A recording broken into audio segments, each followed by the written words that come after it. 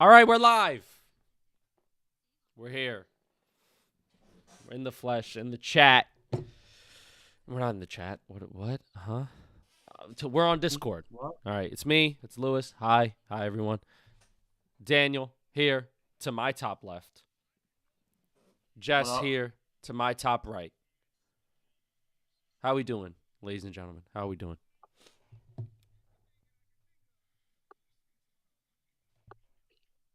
Doing all right. Dude, I'm waiting. I'm waiting for a response. Doing all right. Doing all right. Happy Sunday. Happy Sunday to all out there. Happy Sunday. Happy God bless, Sunday. brother. God bless. God bless. Me and Lewis are. No, but I think we recovered from coming home at 3:30 last night, right? Yeah. 2:30. Yeah. Oh, yeah. Oh yeah. We So did recover. Yeah. They went out to their UFC excursion last night. So please recap. After our delicious brunch, Yo, great place. where was that? Park and Quinn? What Parker and was the name of Quinn. the place? Great place. Parker 39th and Street. Quinn. Parker and Quinn. Food was excellent. But then you guys went off to UFC. So how was it? Tell me all about it, please. Spare no details. I want to know it all. I heard there was a brawl. Ooh. Oh, Ooh. we'll get to that. Oh yeah. All right. So But I saw a clip of it, but I was like, oh my God, I wonder if they could have seen it from where they sat. yeah, we did. I'll let Lewis go because I feel like this meant a lot more to him. So Why would it mean more to him? That's so stupid. That is stupid as fuck, Daniel. This means a lot to you too. All right. But you are the big UFC nerd of the group. I'm a somewhat cash. You are the nerd of this thing. I am I a mean? fucking dweeb nerd about UFC. I'm really big on men hitting each other in the face. Really big on And that. women. It was electric. It was phenomenal. I got nervous as we were walking into MSG. What am I nervous about? I don't know. I'm not a fighter. I'm not going to be in the cage. Just being around the energy of this event made me nervous because these are big fights. The co-main event and the main event, these are some of the biggest fights of the year. Some are the biggest fights in not just men's fighting history, but also women's fighting history.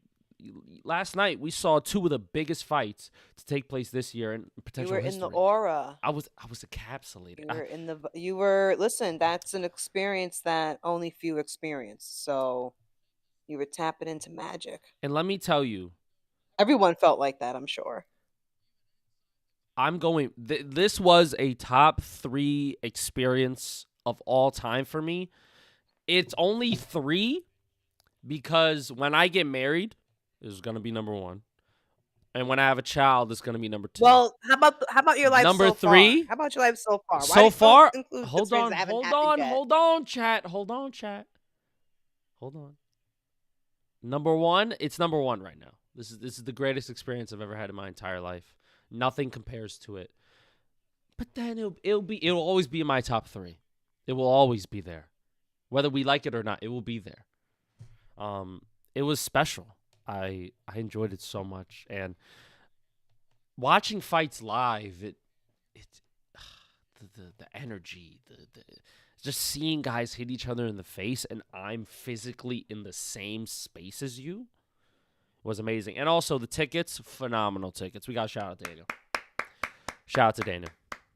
Phenomenal tickets. The seats were great. He was concerned that they would be like far away. They weren't far away at all. They were from the beautiful. pictures, they looked great. It was amazing. They were fantastic. Fantastic. I was so surprised. I really was. Because MSG's not that big, so like most seats are good as fuck.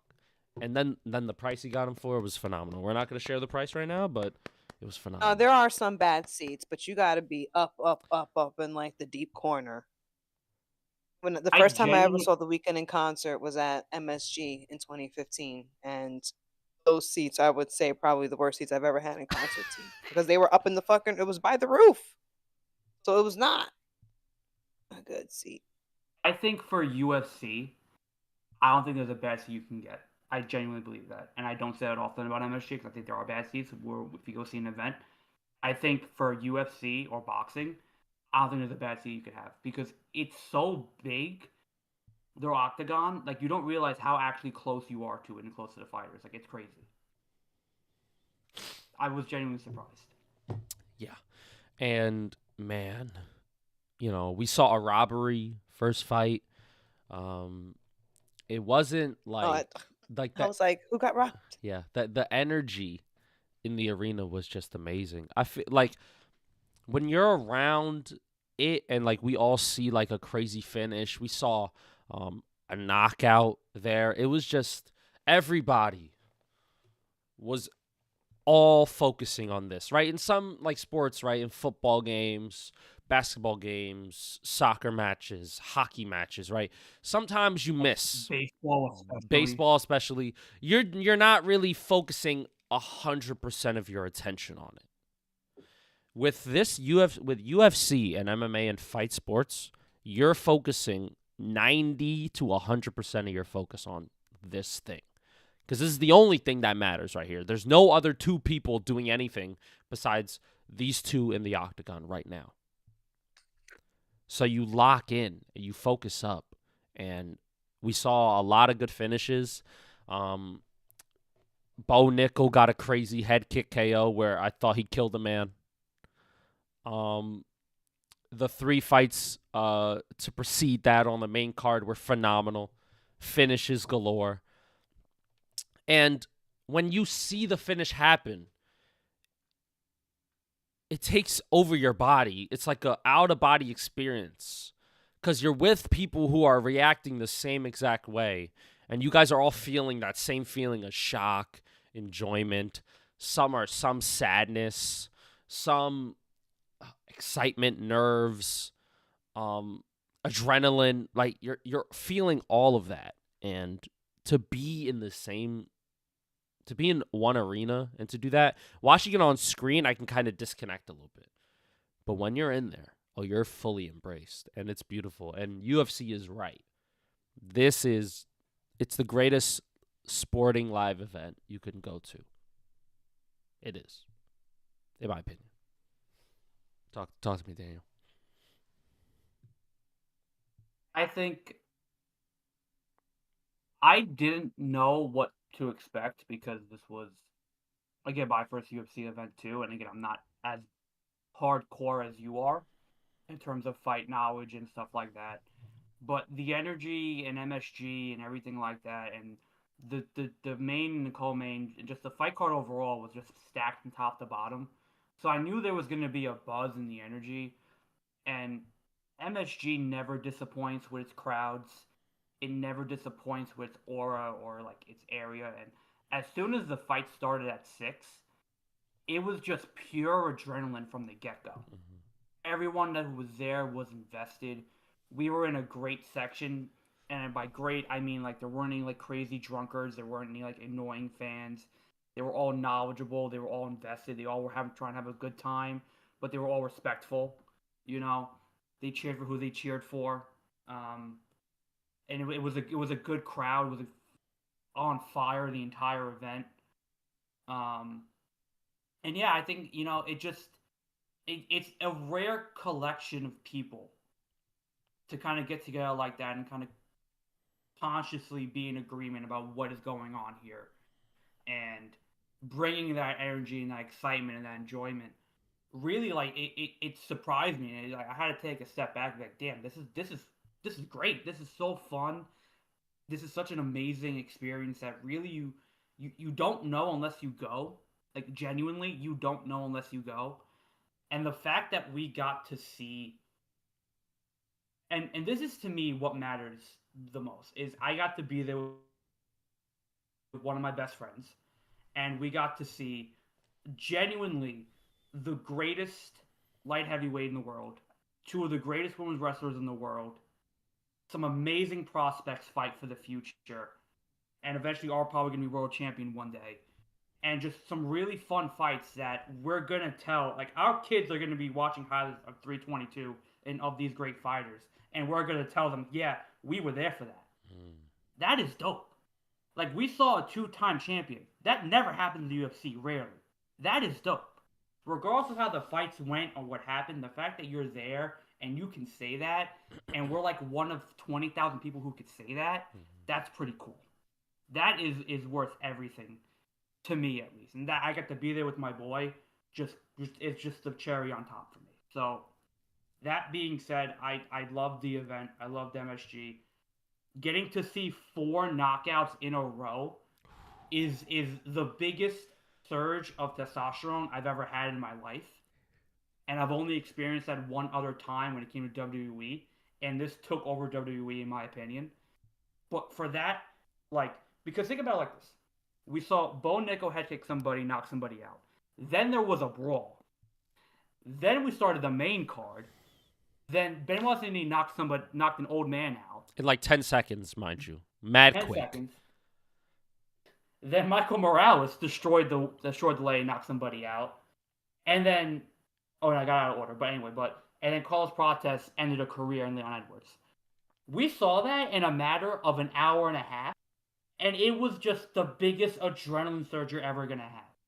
And then you get the entrances of the co-main event and the main event, and it builds, and it's perfect. It's entertainment, it's drama, it's what everything that sports is about. And there's just a certain, like, I kept turning to Lewis being like, there's an energy. Like, I don't know what to do. You sit there and you watch, and you don't know what to do with yourself because you're just so enraptured by what's going on. It's crazy.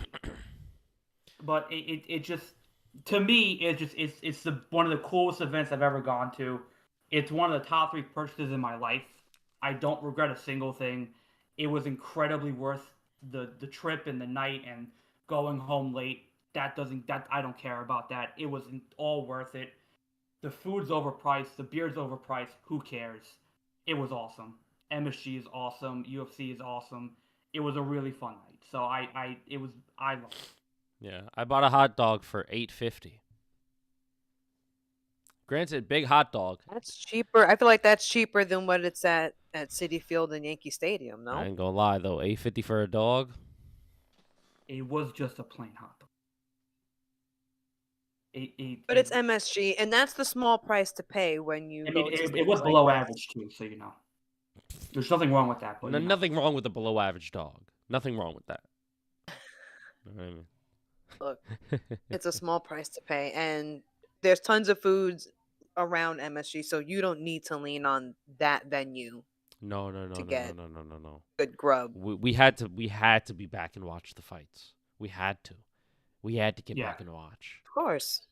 Jessica, I'm telling you, you've never experienced anything like this before. You don't know that. I've been to things. I just don't have an experience at UFC because I'm not UFC. But I know that feeling. You've never I've had that feeling. I know you never experienced it because you've never been to UFC. You've never experienced anything like this ever. No, because you're going to go one day, and when I tell you the feeling that you're gonna have walking out of there when the night's over. Of course. I mean, think about all that adrenaline and testosterone pumping in that place. That's why you felt that way. Oh my goodness. All the male energy was like through the roof. Yes. It was a lot of women though. A lot of women. A lot of women. There were a lot of women. Of course. Yeah. There's some women who like to see men beat other men's ass, but they're there with their boyfriends and their husbands. That is also maybe true. Fathers and brothers, you know. That is true. But one day in the near future, we will all be there together. No. When they come to MSG next year, which they typically always do it in November, and then I think another time throughout the year, I'm not too certain, but they always go to MSG in November. That's a fact. We are going. We're going to find good seats, pay good price. We're not going to get fucking robbed. We're going to pay good price, and we're going to fucking... It's going to be nice. Also not paying the bills that month. No, we're not. Heat that month, we're not doing it. Nobody needs heat in November. Who needs Eagles heat in November? score. Eagles, off of what? Saquon. Saquon Barkley. Coming out with that magic. Touchdown. Saquon Barkley. Touchdown. Good for him. Boom. Finally, the Eagles get something before half. Woo! Finally, dude. Oh, there may be a challenge. Nah. But all right, before we transition into football, I will say, incredibly great event, incredibly great atmosphere. The fights were the fights. Mhm. The last two fights were boring. As fuck. It is what it is. It's boring whether you're there or whether you're at home. Mm-hmm. That's just how it is. But didn't you guys also get to? But wasn't there also like 5 straight knockouts? 4 So it's straight like, knockouts. It was nice, but and just because we you see win some, you lose just some. because we see 4 straight knockouts doesn't mean these other fights can't be great. They can be great. Like, Of course, but I mean, you know. that's just the problem. I mean, that's like you never know, right? sometimes you don't get the whole thing. Sometime LeBron has a bad game. You know what I mean? Sometime LeBron don't play. That's it, kid. Sometimes Hey, the hot kid. dog's below average. Fucking suck it up, kid. That's it. Sometimes the hot dogs are sometimes the hot dog's too fucking expensive. Do it anyway, bro. But man, it was phenomenal. It was a great event. Daniel, do we want to touch on the fights right now? We could touch on it.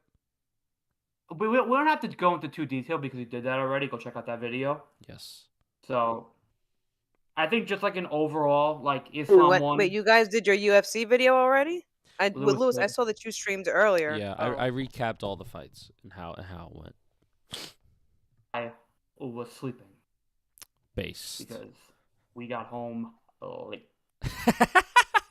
Yeah, we did, yo. But it was nice though. It was nice. And also the time you get home and the time you actually go to bed, 2 different times. My phone. I didn't go to bed till 4. I checked my phone. So, I swear to God. I got home what? 2:15. You got home at what, Daniel? 2:30? 2:40, 2:30. 2:40, 2:30. Around there. He didn't go to bed till 4. What the fuck was he doing for that hour and 20-some minutes? I don't know. Showering and just fucking what are the rest of you guys doing? I was showering and then I scrolled until like 3:30 in the morning. But yeah, we could just touch on the fights. Let's touch on the championship fights. Shevchenko versus Weili. Incredible fight to like just be there for the history of it. Weili trying to be great and go for a second weight division belt was awesome. Good for her. We love that for her. All my homies love Weili. We love her, right? She's our Pookie Bear. She's our Pookie Bear. Shevchenko just dominated her. Wasn't even close. Weili didn't win a single round. And every time she tried to go into range, she couldn't get it. She couldn't get no range on Shevchenko. Shevchenko was just perfectly countering her every single time. Body kicks, strikes to the head. And when Weili gets way too close, she overextends into the range. Oh, underhook, takedown, and then you're there for the rest of the round. She couldn't get back up. Yeah. And that's what I was kind of banking on, Weili being strong enough to get back up. No. I'm never banking on Weili to get back up again because she won't. But Shevchenko just dominated, man. Just the domination. How'd you see it? Yeah. Yeah, I think, Shevchenko's size and reach were a big problem for Weili because Weili is like, she's big, but Shevchenko's she's lengthy. Mm-hmm. She's gangly. Mm-hmm. So it's hard for Weili to kind of measure that. And the fact that Shevchenko is great on the ground. She has good takedown offense. Mm-hmm. And just when she gets Weili on the ground, it's just so hard. It was so hard for Weili to kind of like figure it out. Mm-hmm. And like you saw her in the corner all the time. Like she's shaking her head. She looks confused. She wasn't sure what to do. I think just the fight prep just was not as probably as what she expected to be. Because Shevchenko just kind of just laid her out like on a bed and just like left her there. Mm-hmm. Like she couldn't get her off of her. She wrapped around like an anaconda. Like every time we would try to move a different position, Shevchenko kind of just move her body with her. And I don't think it's necessarily Weili having like a bad a bad time on the ground. I think it was just a bad matchup overall, where Weili just couldn't, for whatever reason, figure Shevchenko out in her size. I think her size really put her in trouble and really confused her. So I think overall, I don't think it was a bad fight by Weili. It was a bad matchup. I think overall it's a bad matchup for Weili every time you look at it. Maybe if they fight her again, maybe Weili kind of has a better time on the ground. But I think in this matchup, it's hard for her to figure out Shevchenko and her size and her power in a bigger weight class. So I think just overall, just because of the weight class and the matchup and the size difference, I think just Shevchenko just has her number that way.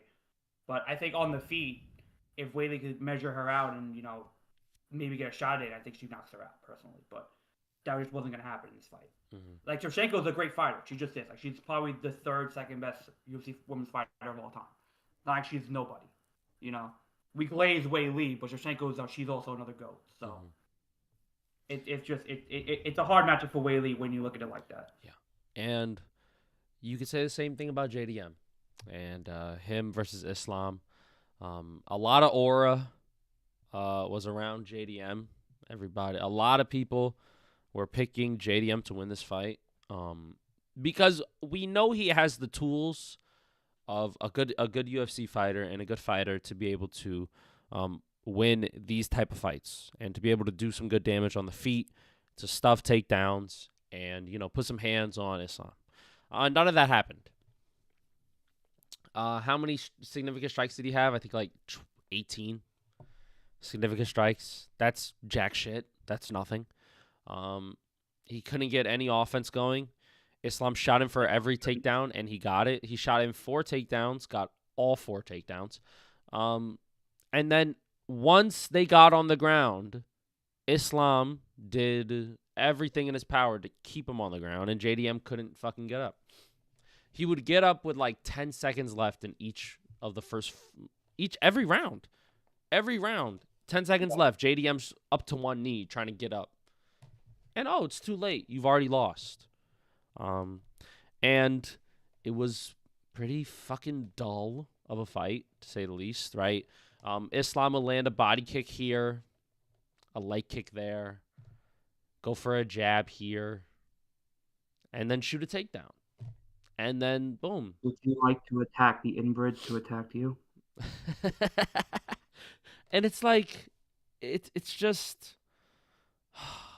I'm just saying the fact. He threw 30 significant strikes in 19 minutes of control time. Just when I tell you that is shitty, that's shitty. When you control somebody for 19 minutes of a 25-minute fight and you only get 30 significant strikes, just think of numbers. Why is 30 so close to 19? Why? How? How do you make it that close? So Jess, here's the argument, and this is why people are mad at Lewis and why they were mad at him in his live stream today. So the argument that Lewis was presenting was that Islam Makhachev, the fighter who won, when he got the other fighter on the ground, he didn't do anything. He just laid on top of him, and he just basically didn't attack him on the ground. Yeah. Right. Let me also clarify it. He didn't do anything of immediate damage or immediate significance to harm his opponent in any way, shape, or form when he got him on the ground. Wait. So one fighter got another fighter on the ground and just laid on top of him? 4 minutes. Yeah. And this was every single round. Mm-hmm. He just laid on top of him? When you're like a blank. No. And the guy at the bottom didn't? He couldn't get up. He couldn't get up. So, and the other fighter, he wasn't going for submissions. He wasn't going for punches. He wasn't going for elbows. He was just kind of laying there. Laying in half I forgot guard, about this. This is the groveling, right? This was didn't I used to complain about this when I was watching it? Maybe. It's they're on the ground too much. The argument is that people will defend that, saying, "Well, this is how you win a fight. This is how he fights. This is how he wins. And it's entertaining. And it's entertaining. And it's fun. It's fun to watch. No, it's not. Oh, Daniel. Oh. No, I don't agree. I agree. That's not fun to watch. That's why I was so dissatisfied. I watched a lot of those fights. I said they're not fighting. Right. This is not fighting. So Lewis's argument. This is why boxing is probably better. But keep going. Whoa, no, it's not. Calm down. Calm down. Lewis's argument was that there wasn't enough action on the ground that he was initiating, and that led to this fight being boring. But there are people who push their glasses up and are like, well, ground control and time on the ground and control time is important. Are you not going to count the 2 leg kicks he landed before that? Are you not going to? That's not fun? That's not fun? But he was striking for the first 30 seconds, so it's okay. Like, fuck you. That's not fun. It's not entertaining. That's not fighting. And it's like, I wouldn't be mad because it was dominant, right? He held him on the ground. 19 minutes of control time in a 25-minute fight is fucking ridiculous, and that's insane, and that deserves praise. That's dominance. Then there is fun, entertaining, trying to harm and do damage to your opponent, which is ultimately what the sport is about. The scoring criteria is for damage. Do some fucking damage. Make shit fun. Do you not want to hurt his opponent? Do you not want to hurt him? Go for a 12-6 elbow. I'm telling you, 2 elbows. Oh my god, oh my god, he cooked. I would have said this fight was fucking amazing if he threw 2 elbows per round. Oh my goodness. 2 elbows. Fucking ridiculous, yeah. But other than that, it was very much a big roller coaster of fights. It was a lot of fun. The mid card was great. Prelims were great. And at the end of the day, we saw a double champ. We saw one of the greatest fighters of all time. Mm-hmm. 2 of the greatest fighters of all time. A lot of great prospects. Amazing knockouts. And just, again, to me, being an MSG is always special. So it was a really cool night. Yeah, it was also sweet to see a fighter just walking outside of the arena. We saw Movsar Evloev, by the way. For those of you who don't follow UFC, he's the #1 ranked featherweight in the world. And I'm looking at him as he's walking out, and I'm like, that's not just a regular person, like in life. That's like a businessman with a trench coat. Yes. Let me put this in like layman's terms. Like, this is the equivalent of, like, say, Garrett Cole walking out of a Yankee Stadium in street clothes. Like, yeah, it's one of the craziest things you're ever gonna see. And he's just casually walking by us. Casually. And then he's taking pictures with, like, other people. He's like, #1, brother. And then he just keeps on walking. He's speed walking to his car or wherever the fuck he's trying to go. Fucking, #1, brother. Yes, yes. And then keeps fucking walking, keeps walking. And I'm like, this mother... And they didn't... Oh, no. Is he freezing? There you go. Oh, no. Oh, no. What? You're freezing a little bit, my brother. Take a second. Take a second. You're freezing a little bit. All right. But yeah, they were just walking by him casually, and nobody like stormed him. Nobody really ran up to him. Maybe like one dad was like, "Hey, buddy." You know what I mean? That was it. Well, you know, some people know how to handle themselves. You know, they don't scare other people. They can just like admire from afar, like, "Oh my God, there they are!" Like, you know, those are the best encounters. Yeah, and it was nice. I was like, "Ooh," I'm like, he's hiding right in plain sight. Ain't nobody coming up to him. That's crazy. Oh, you know what we forgot to tell her about? There was in our section the biggest blunt blown I think I've ever smelled in my entire life. There was the biggest blunt, like 4 rows ahead of us, that 3 guys. Wow, they were I mean, they were smoking in there? Yep. Yeah, and it wasn't a vape. It wasn't a weed stick. It was a legitimate, like, a fat blunt. And it stunk up the entire section. And everyone in our section, this is how you know we had a great section. Everyone in our section was pissed. Yo, stop smoking. Yo, put the blunt back. That's corny. Why not? Let them smoke. What? No. No. We're in a fucking a public arena. What are you talking about? They were smoking cigarettes or smoking bud? Bud. Weed? I'm not surprised. I mean, it's MSG. You know how many people smoke weed in those concerts? Please.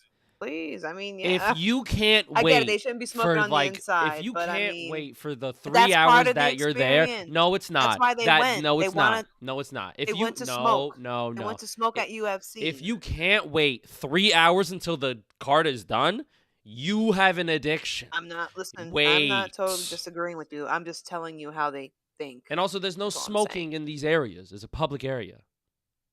It's a fucking arena, enclosed. Yes, hallway monitor. Stop fucking smoking, dummies. Annoying. And it smelled like shit. Didn't smell good either. It doesn't smell like fucking air freshener. Fucking tell you that. Shitty. Awful. Terrible people. I hope they see this. I'm just surprised that they let them do it. Nobody was really seeing it. No, nobody was really seeing it. You know, I'm sure if I went to somebody or somebody went to somebody and was like, hey, they're smoking right here, get the fuck out, then I guess some action would have been taken. They probably would have told them, put the blunt away. You can stay here. But just don't fucking smoke. Like, come on, dude. And, yeah. No, I'm good. I mean, yeah, it's definitely like if you're a non-smoker, you don't want to be around that, especially inside. But that's part of like some people when they get into arenas and stadiums, when they go to games or concerts or stuff like that, and that's already part of their lifestyle. If no one stops them, they're gonna spark up. Man, that's corny. They weren't the only ones. I bet you there were people sprinkled all over Madison Square Garden. And guess what? I would have been the same way. Probably had vapes. But, you know, most people probably had vapes, so there were a lot more people getting like little buzzes, but not as something that's so like pungent as like the actual bud smoke. All of it's degenerate. But I'm very surprised that they would. During concerts, the lights are off, so you can like disguise who you are. But like, I'm sure the lights were like on. Lights are on. Yeah. But a concert I expected. This when everyone is like this enclosed and like this seated and like we're just trying to watch this. It can be a little like, come on, like what are you doing here? A little bit.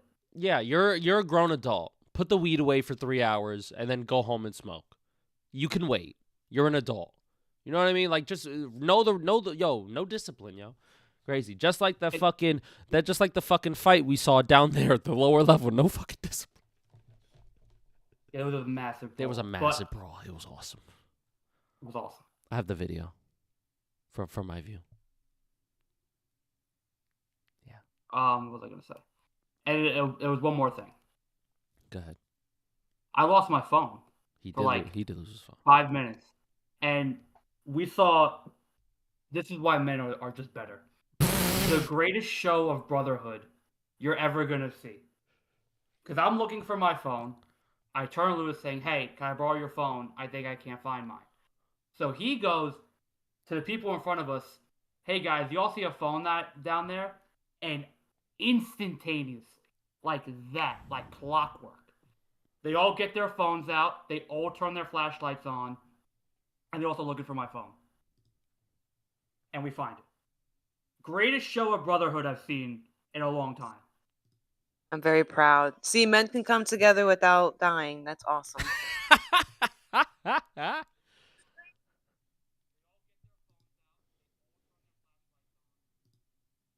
What happened? It fell?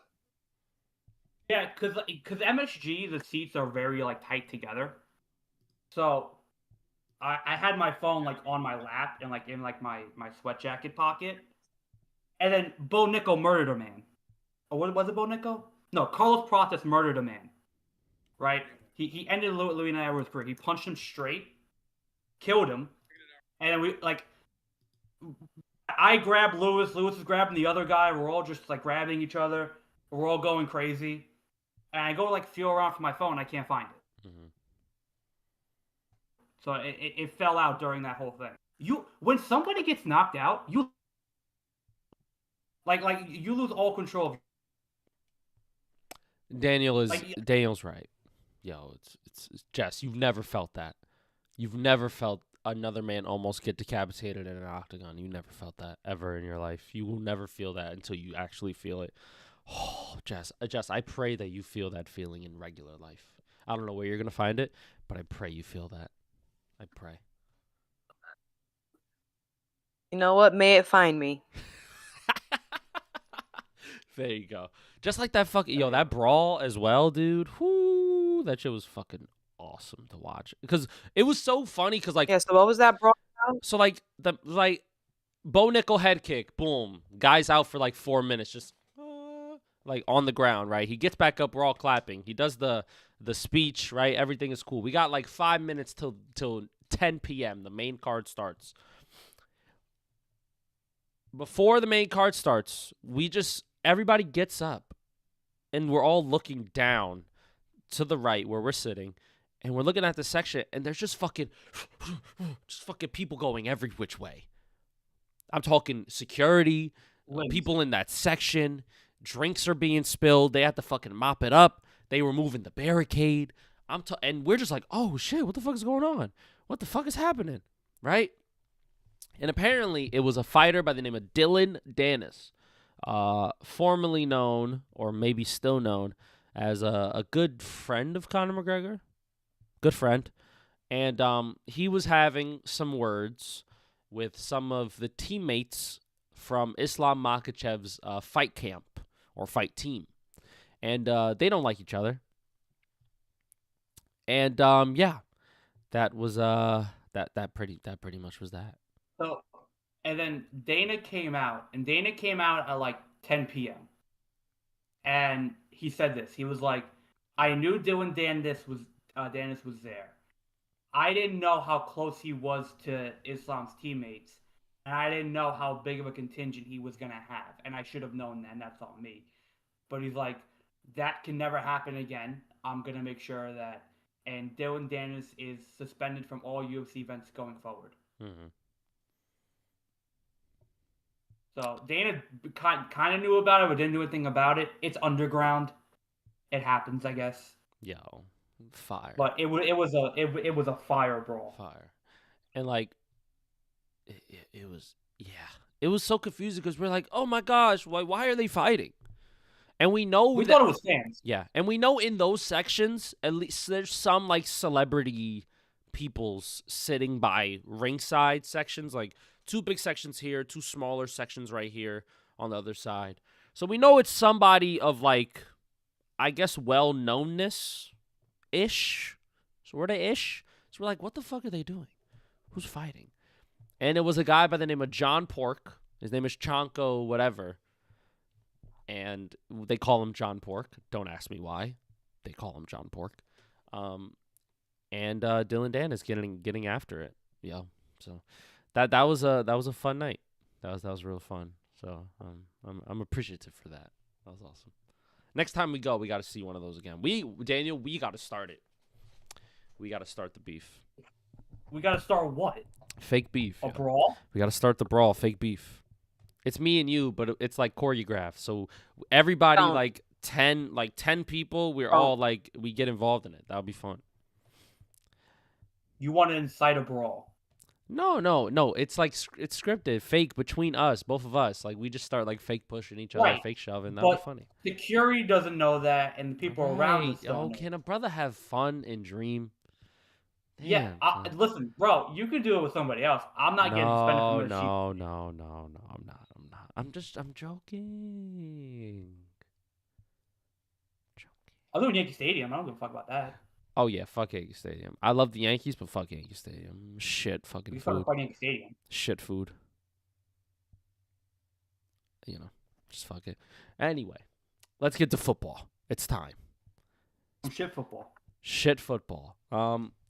Speaking of shit football, what game do we want to talk about first that describes shit football? Let me look in my bag. Hold on. Oh, a Giants game. Tasty for trash. Beautiful. So the Giants played the Packers today. First of all. Go ahead. All praise and glory to God. Obviously. All praise and glory to God. Shout out to Jameis Winston. Started today for the New York Giants. And he looked okay. Looked all right. This Giants offense ain't bad, yo. We are missing a lot of key pieces, but we're moving the ball against the Green Bay Packers. Now, is that because we're secretly better than we are, or the Packers just play down to competition? I don't know. But all I know is that Giants had a chance. We had a chance in the fourth quarter. The Packers had to lean on a fucking amazing fucking deep ball catch by a rookie. And then a fucking Christian Watson mossing 2 defenders in the end zone for a touchdown. So I'm like, okay, fuck. All right. But we got time on the clock, right? Jameis Winston leading us down the field.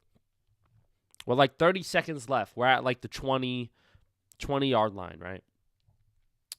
Jameis Winston throws a pass to the corner of the end zone. And he throws it straight to the defender. Now, you may be thinking, why did he throw it straight to the defender? I have another question. Why the fuck did our wide receiver not run his route?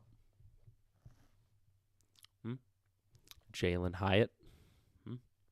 3rd round pick a couple years ago. Jalen with talent. Why did he stop? Why did he stop running his fucking corner route? Does he want to get cut? Does he want to get cut? I may have an answer. Go. New coach, new coordinator, new quarterback. A lot of things can go wrong. Hey, I'll tell you one thing. When you know your route, run it. That's all I need. Ain't no fucking coordinator, coach, or new quarterback. A quarterback wants you to run your route to completion. Run the route.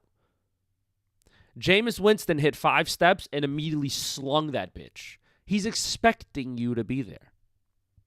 This is the final straw for Jalen Hyatt. This is the final straw.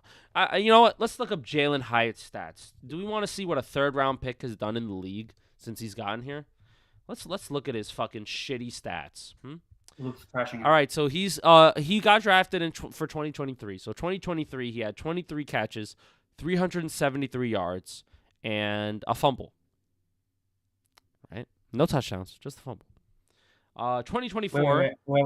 How many yards did he have again? 373. Okay. Some may say if you add the 3s together, it's 6-7. You know what I mean? So next year he had 8 catches, 62 yards. Okay. This year he has 5 catches, 35 yards. You would think that a 3rd-round pick with actual talent would run his fucking route. Dog shit player. I hope he never touches the field for us ever again. I hope he gets cut just like Brian Daboll did from this fucking operation, from this team. I hope he goes somewhere and he can find... I don't give a fuck where he finds success at. Find it somewhere else, not on the Giants. Find it somewhere else, bro. I don't care if another team gets the diamond in the rough. Fuck Jalen Hyatt. And even if he didn't catch it, because it's not a guarantee he catches it, right? But it's not a fucking interception, most likely. Huh? Probably not, because at least you're there and you could probably... Fucking if you drop it, you drop it. And then we still have a chance. But when I see you run straight. And then you just try to cut to the corner. And then you just stop. And the ball's in the air and you're just looking at it. Like an idiot. Like a dummy. Like a fool. Run your route. Run your route. He deserves to get cut. He doesn't deserve to be on an NFL team. Isaiah Hodgins from the practice squad did better than you have in the last 2 years in one game.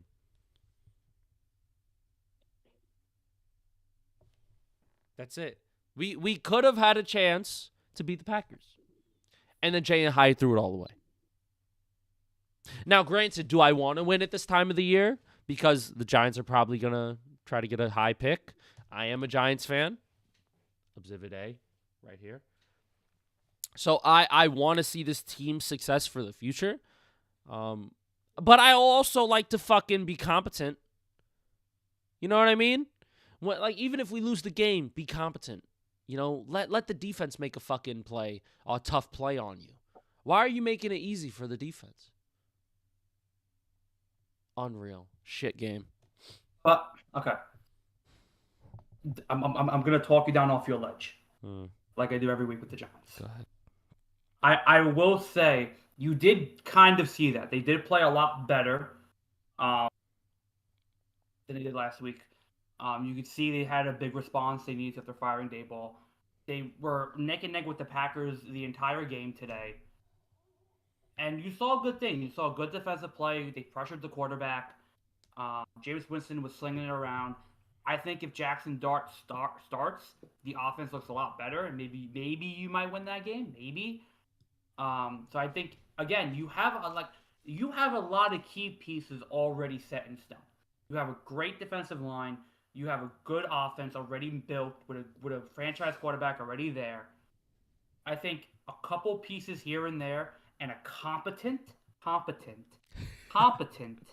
head coach, and I think you can see a transformation of the Giants quickly.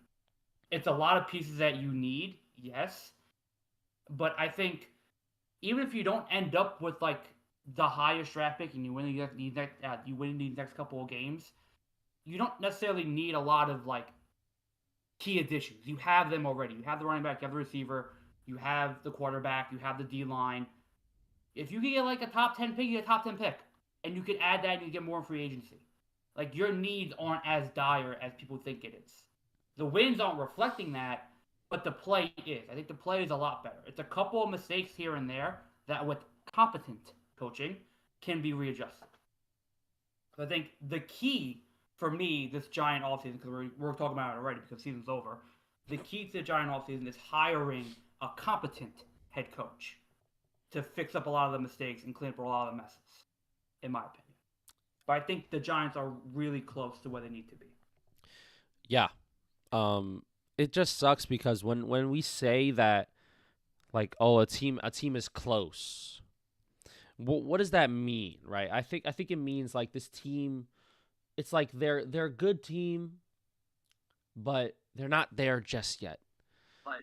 And the wins for us aren't reflective of a team who is not almost there. Like we're almost there to the playoffs. We're 7-9. We're 8-8. We're 9-8. Like we're almost there. Like if we just had one or two more games go our way. No, we need like. I kind of never saw it that way. We need like 10 games. That the Giants are almost there. Yeah. But I understand where Daniel's coming from because the talent is there. But I get what he's saying. Talent. But I just feel like when it comes to actually winning, I'm like they're a long way. Well, how many close games did you lose this year? Be real. Like if you could have beat the Commanders week 1, you could have beat Dallas week 2, you could have beat the Chiefs week 3. You had another game in there that you could have won. You could have beaten Chicago last week. Yep. Like you could have beaten the Broncos. Could have beaten maybe the 49ers. Could have beaten the Bears and Packers this week. Maybe. That's what I'm saying. Like these are like you're not getting blown out. You're not getting, you don't look incompetent during the whole game. Yeah. Just on key moments, you're not making the right play, and that to me comes down to coaching. Like Jalen Howard not running his route comes down to coaching. Mm-hmm. And in those moments, and with a good coach and a better receiver and a better quarterback, you probably makes the catch and get a touchdown, tie the game, and go to overtime. Like that's what it comes down to. If it's Malik Neighbors, Jackson Dart, and a competent and Mike McCarthy, that play made. That's all I'm saying.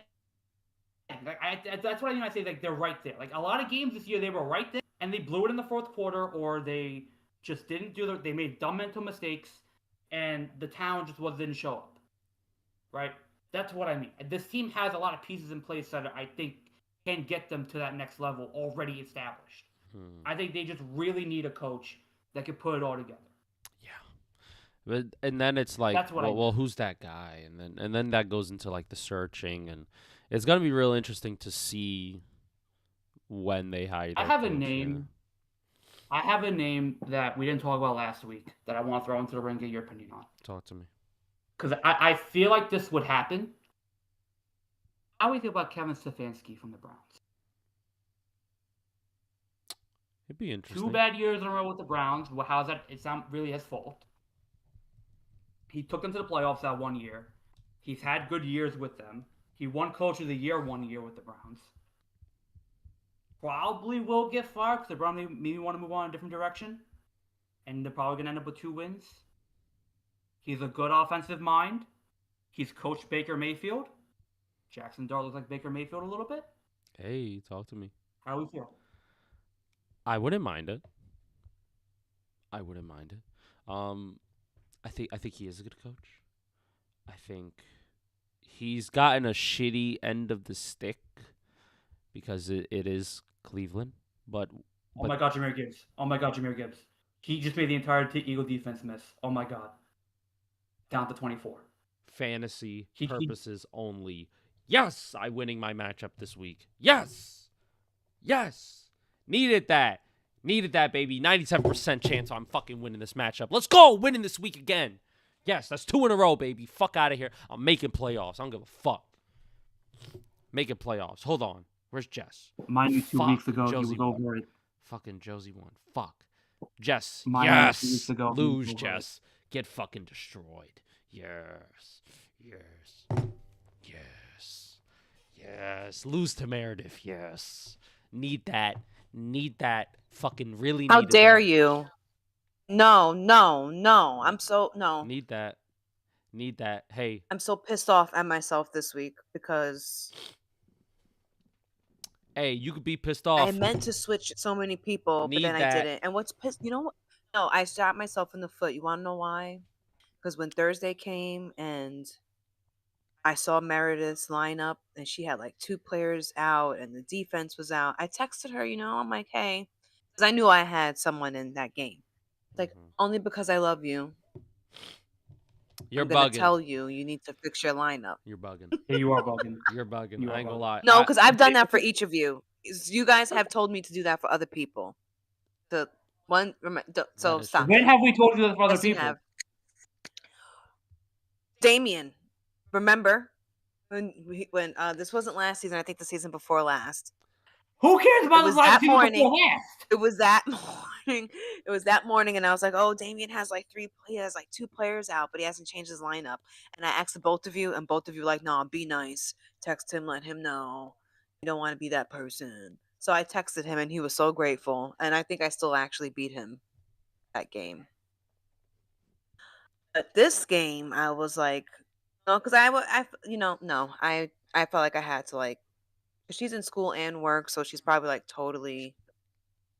And this morning, I saw that she did make changes with the players, but she still had the Colts defense, and they weren't playing. So I was like, oh, she doesn't change her defense. I got a chance to win this week. No, she fucking switched it.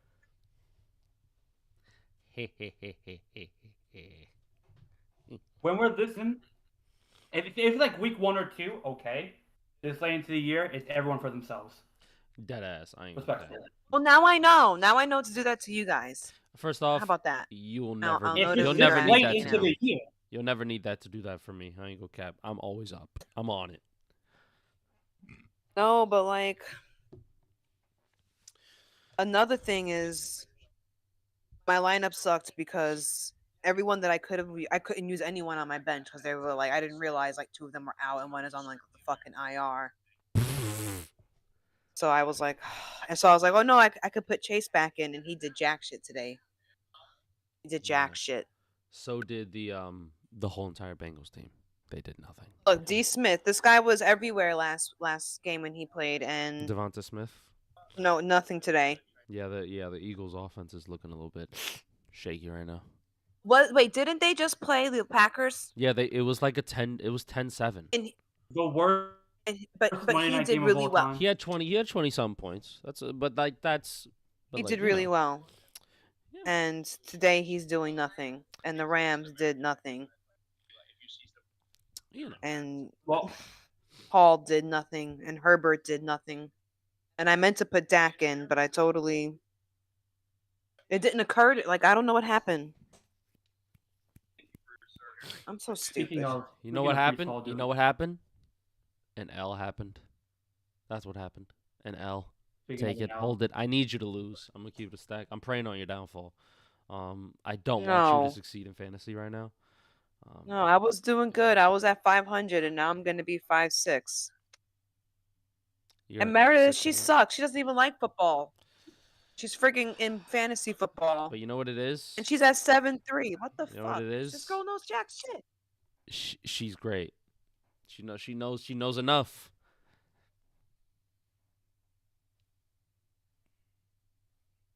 She's got the magic touch. She's one of those overachievers in life.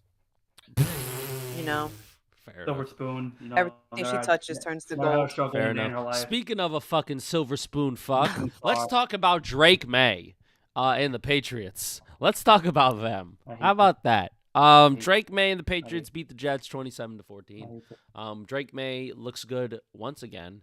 I Jets hate it. looked inept again on offense, especially. And yeah, I hate Trevion this is a Henderson great had 2.0 3 in our division. touchdowns.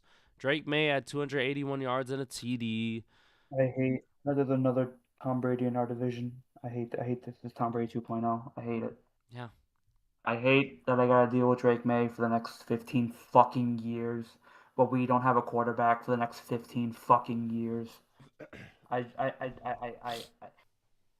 worked. I worked during this game. I was pissed. I'm throwing boxes. I'm upset. It's like here's the difference, right? With the Giants, I could see a path. I could see their path that they are there and they have everything in place and that everything is built and that they've been building for a long time and they finally got their quarterback and I really do feel like they're there. The Jets have so many fucking problems that revolve around not having a quarterback and Justin Fields just ain't it. He just ain't. The guy had what was it, 85 passing yards the whole game. He had The whole- 116. Not far off. 116. Not far off. My God. He did have 67 rushing yards and a TD though. Not You know bad. what we should do? Not bad. And I thought about this the other day. Why can't we just do a 2-quarterback system? Right? Think about like this yesterday on the train. Right? Think about like this. Right? Justin Fields can't pass. He can't. We know this. Like we know this about Justin Fields. He can't pass. Right? But the brother can run. Damn, he's a good on a read option. Right? We know this. So for all intents and purposes, at least Tyrod Taylor can sling it. Granted, he's not a great slinger, but he can sling it. He can get the ball around. He can move it around sometimes. Like Todd Anderson, right? I feel like he has to cut his playbook in half because of what Justin Fields can't. Right? I feel like with Tyrod Taylor, he can kind of open up a bit more because Tyrod Taylor can actually throw a football. Mm-hmm. Just saying. Mm-hmm. So why can't we just do like what the Saints did a couple years ago and have Justin Fields be our Tatum Hill, and have him as a run option, and have him come in maybe 10, 15 times a game, and have Tyrod Taylor start and have the majority of snaps, and have Justin Fields be situational. Why can't we do that? We owe nothing to Justin Fields, not paying a lot of money. He's been utterly shit, so you can justify a benching. And Tyrod Taylor gives you the best chance to win these games when it comes to passing. Why can't? And if we go into next year and we don't draft a quarterback and we don't have a quarterback for the future, why can't we just do that? Why do we have to sit through watching Justin Fields throw football? Why? Because that is not solving the problem. Just because you have a 2-quarterback, that's not solving the problem. That's just saying that you can't solve the problem, and they can't work with one type of offense. They can now juggle 2, one for Justin and then one for Tyrod. No, you just need to find a functional QB, high functioning. You're gonna hate what I'm gonna say right now, Jess. It's a Band-Aid. We just need a Band-Aid over the wound. That's all we need. It's not gonna heal properly, but it's a Band-Aid. Dude, we're past the Band-Aids. We've had so many Band-Aids. We got patches and shit. We got stitches and shit. It's like we're past the Band-Aid here. This is what we have to work with right now. Right? This is what we have to work with. So if the hypothetical, if the idea is that we don't draft a quarterback because there's no one that we like, and we don't sign one or trade for one in free agency, and we're going year 2 Justin Fields, why can't we do this? why do we have to commit to thinking Justin Fields is a passing quarterback when he's clearly not? I mean, I get that hypothetical, but I feel like we won't have to reach that because they will I dig think in the draft to bet someone, and with all these moves they're making with the money available and the cap space and the trade picks they gotten, they're gonna change the quarterback. They're not gonna have a two-tier system. They're just gonna get a quarterback. I don't think our people can handle a two fucking quarterback system, to be honest. So I don't want to add more pressure on them than what they already have. How about Like they can't function with the one they got. how, Now they're gonna add in like another. Like no, they just need to look. The season's done. There's no hope. Suffer it out, and then just look for a fucking quarterback for next season. yeah. This is why you guys signed Justin Fields to a 2-year deal, for like $20 million a year. Not too crazy, right? It's because after the first year, you guys have an out. If he's ass, get him out of here. Cut him. You'll save money in cap. You'll be okay. And then you could look for another guy. Whether that's an elite guy or a rookie or somewhere in between, like a middle starter. Maybe the Falcons cut Kirk Cousins. You get Kirk Cousins. I don't know. Maybe Kyler Murray's on the move. Maybe Mac Jones is available for trade, or all these other guys. Listen, I'm are not available for saying, trade. Daniel, that we're going to get a great quarterback, but these quarterbacks that he's mentioning are better than what we have now. So Really, no, we may have I'm that sorry, may I'm be the sorry, Band-Aid. I'm sorry. I'm not reacting to what Lewis just said. I'm reacting to what Jalen Hurts just did because I don't know what the fuck he just did. Hold on, let me That look was at the it. weirdest running play. I'm not reacting to you, Lewis. I'm reacting to Justin Fields and what he just did because this made no sense. He wanted to run, then he ran right into his own lineman, Damn.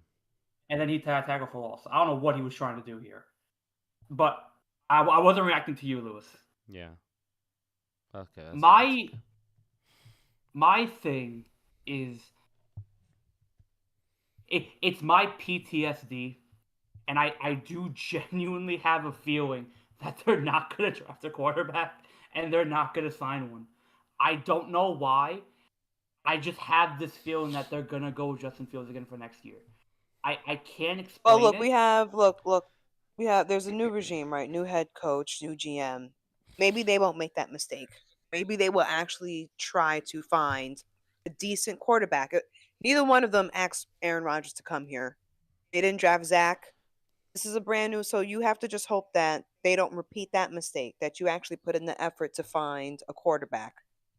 Someone that's moldable, someone that you can do, someone who's smart, We're not going to get the A list. But that doesn't mean we have to settle for the D's and the F's, bro. Like, but here's the problem, and here's my thing. This draft class has the ability to go into next year, right? Like a lot of the top guys could go back to college. And if the Jets have a top pick, why would they want to come to the NFL and be a Jet, respectfully, when you can go to college again and be a superstar again, respectfully? I will not mind my decision. I mean, that part could be true, but we don't have to get the draft. We can actually probably hire we can sign someone who's a current NFL quarterback. I don't know what QB free agency looks like this year. I don't think it's that great. It doesn't have to be that great. We just need someone a step above Justin Fields. We just need someone. So anybody else with a pulse, you're saying? Well, I'm being realistic. Hold on, I got you. Like you said, we may not get a top pick for the draft because the good ones will just stay behind in college. But there will be someone available in the NFL. We just have to make the commitment to try to get them. How and about I don't think they're going to be Daniel Jones? Pay him a shit ton of money. Daniel Jones. I don't think the Colts are letting him go. If they make it to the playoffs and at least win one playoff game, he's going to be there for next year. But money talks. Pay him. Well, what's his contract? Pay him $50 million. Pay him $50 million. I'm playing. No. He's on like a 1-year deal right now. He's on a 1-year deal. He's a free agent. That's why. Well, I think if they continue, despite my take from last week, if they continue to outperform their expectations and they at least make it to the playoffs and they win one game, I think they'll re-sign him for like another year or two. But I think if they decline as the season goes on in the final weeks, and then they don't make it to the playoffs or they get blown out, they may blown out meaning he sucked during the playoff game. Then he'll be gone somewhere else, and who knows, he may find himself as a Jet. I don't know. Maybe. I'm just saying. Hold on. Could you imagine we have to defend Daniel Jones now, Jess? To Lewis. Oh God, I'm not defending anyone anymore. I'm tired. I'm not defending the Jets until they start fucking winning. And the lack thereof. Bills Bucks 44-32. Big game for the Bills. I was at work and I completely forgot that game was on. What a game! I missed a lot of the 1:00 games because it was busy at work. So I'm like, damn, I caught the tail end of that, like the last 10 minutes. Josh Allen. 6 total touchdowns in one game. He is the Bills' offense. That motherfucker is not going anywhere. He's MVP doing shit that's MVP's doing again. Listen, I don't know if I'm the only one that feels this way. I love that for him. I also hate that for the Bills. Because it's like, that's great. You got 6 and you won the game. That was the whole purpose. But it's like, then why do you have a receiving core? Why do you have running backs? Why do you have these things if you're never gonna fucking use them?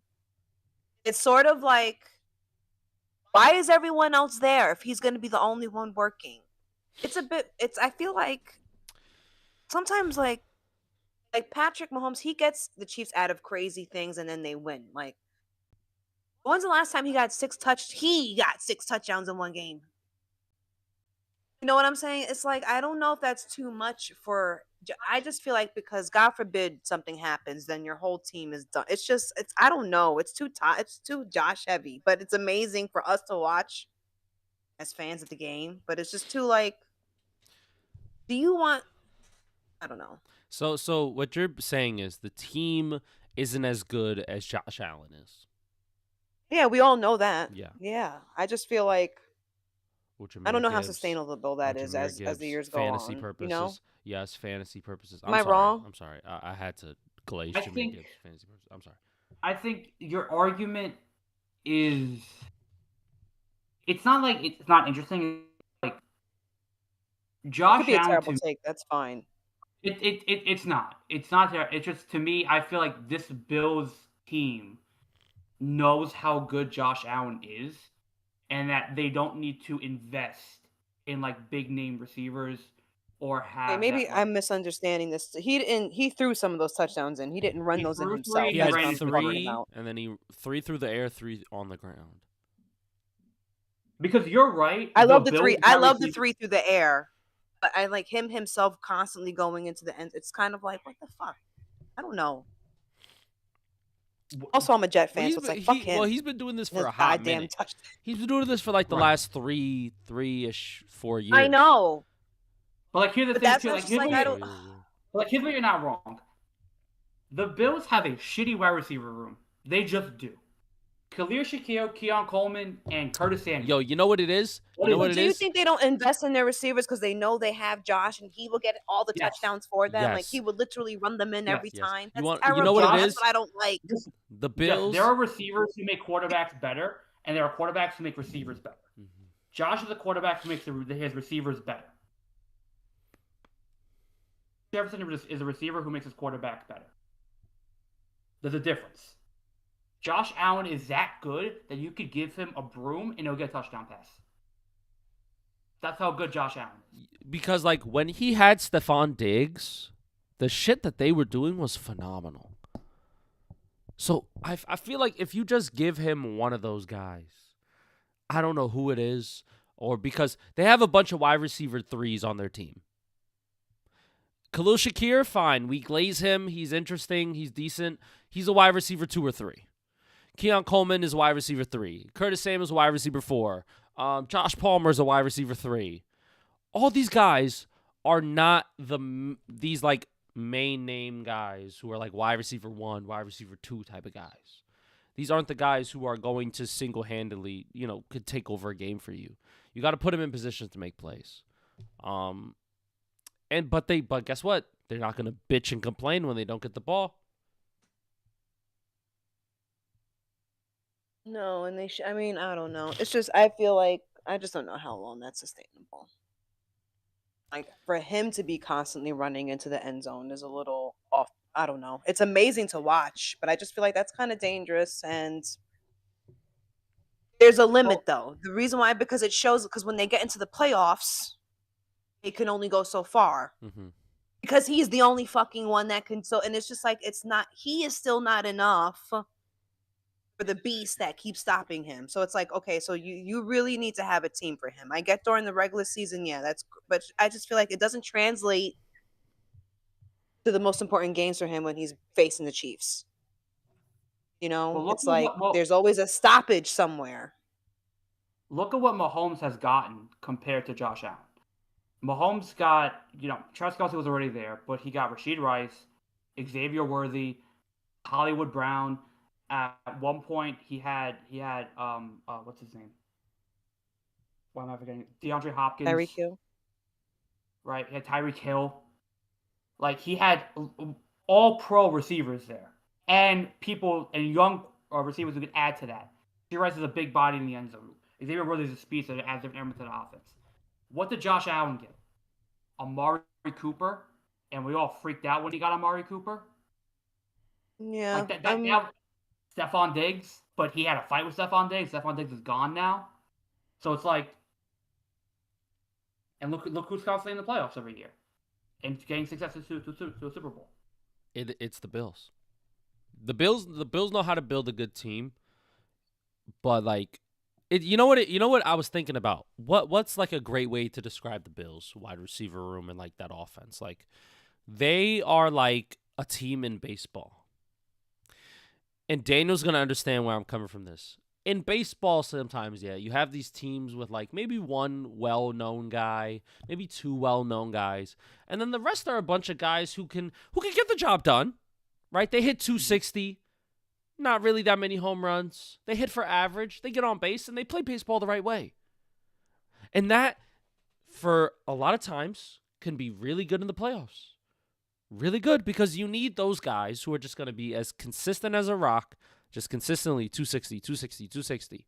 And then all of a sudden it clicks in the playoffs. Oh, we're hitting 300 now. Oh, the balls that were fly outs are now home runs. Oh, but they're not well-known guys. That's what the Bills wide receiver room is. Just a bunch of baseball players who are pretty okay. But then Josh Allen's going to be that to kind of boost them up. Ooh, now we're hitting 300. Ooh, now we're scoring touchdowns. Ooh, now we're running the ball really well. Ooh. There's a great quote by Wayne Gretzky, of all people. Greatest hockey player of all time. He said, "I'm never going to be a coach, but if I was, I would tell general manager, you give me 5 star players and the rest of the team be guys who just really want to win, and I'll win you a Stanley Cup in 1 year."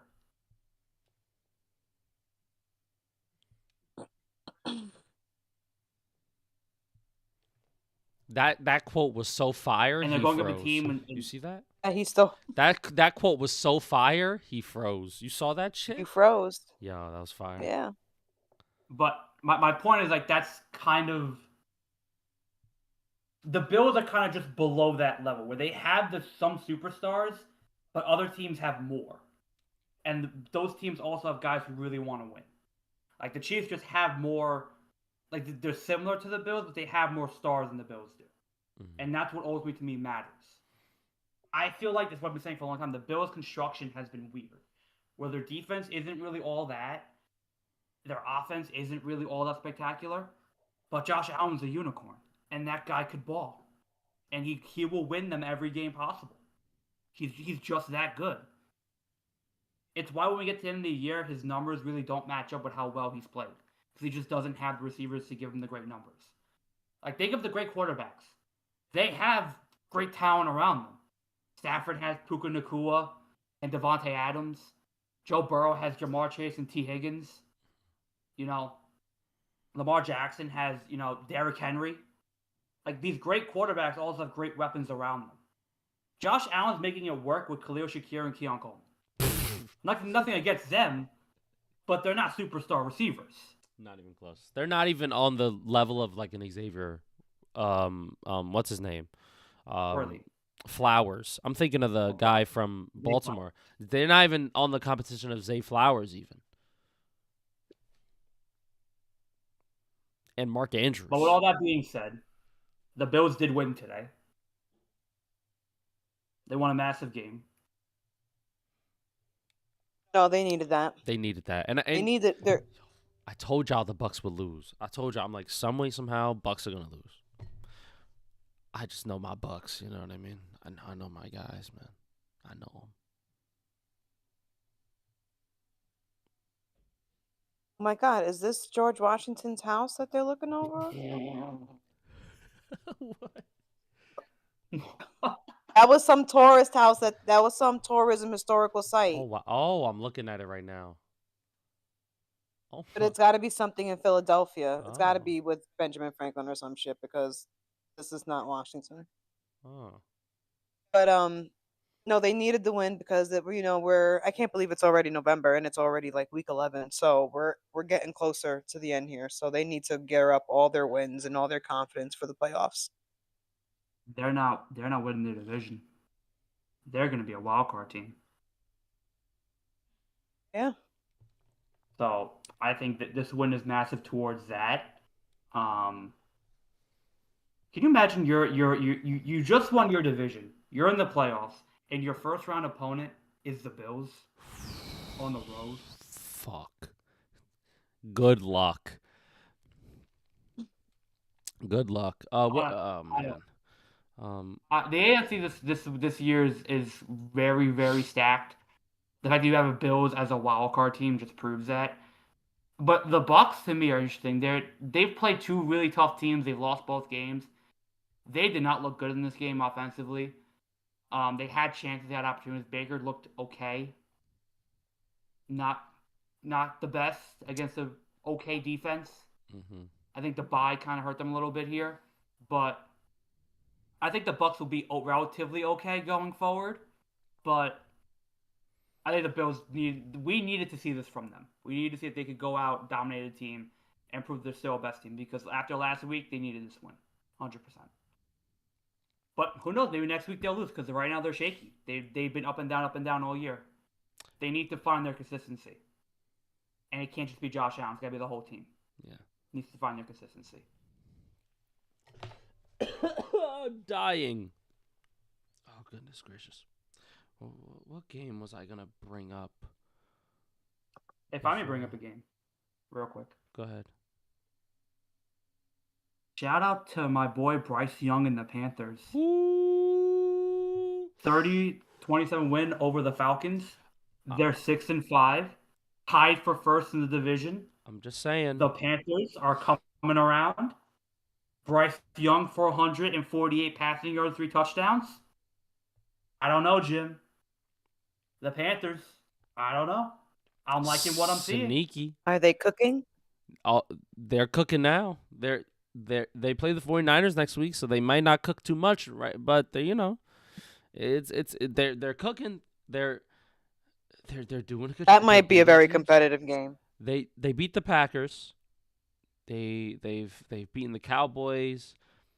They've beaten the Dolphins, and they beat the Falcons twice. So the Falcons are pretty much cooked for this entire division. Then you play the 49ers, and then you play the Rams. Those are 2 tough weeks. If they can steal one of those games, Tampa Bay is in a little. They have a better chance beating the Niners. They're in a bit of trouble, Tampa Bay, now, because the Panthers are creeping up, and they're slowly got some good wins on their resume. Now, granted, they do play up and down ball, but if they play up, you got to watch out. And Bryce Young in this game, the Panthers were down by a good margin. I saw the highlights for this game, and the Falcons just ended up choking. They just ended up choking. Yeah. And a lot of clutch third and fourth down pickups for the Panthers late game to really keep them in the game. And something about the Falcons, man, that just hurts my soul watching them because they have so much talent. They're it's like a gaggle of riches on offense. And just sometimes they just can't make a play. And I'm like, how? You have Bijan, You know what Drake they are? London, Kyle Pitts, Darnell Mooney. Because You their know what they are? coordinator sucks. You know what they are? I'm going to say one of our favorite sayings on this podcast. They're a quarterback away. Ooh, you don't think Michael Penix is the guy, man? I don't think so. Really? Talk to me. He got hurt in this game. He did get hurt. Kirk Cousins had to come in to finish it up. The offense didn't look that different. It still looked stagnant. It still looked pretty mid. They should be scoring a lot more than with the talent that they have, respectfully. And Bijan was cooking as well. He had over 100 yards, 2 tutties as well. And Drake London was cooking too. I don't think this was like I guess it's not as big of an offensive collapse as it is like I guess a whole team collapse. The defense collapsed as well. I mean, when you're up 21-7, come on, guys. And then you only score, 6 more points in the entire second half. And slowly but surely, the Panthers creep. They go from 10 to 16, then they go to 19. And then you had chances to continue to score because you shut them down. And then penalties, incomplete passes on third down. And then the Panthers just started crawling back. And multiple third down plays, multiple fourth downs they convert. So I think the Panthers, man, they really showed up and they showed out because the Falcons also went up 24-19, right? So the Panthers need a touchdown here. They need a touchdown to tie it, right?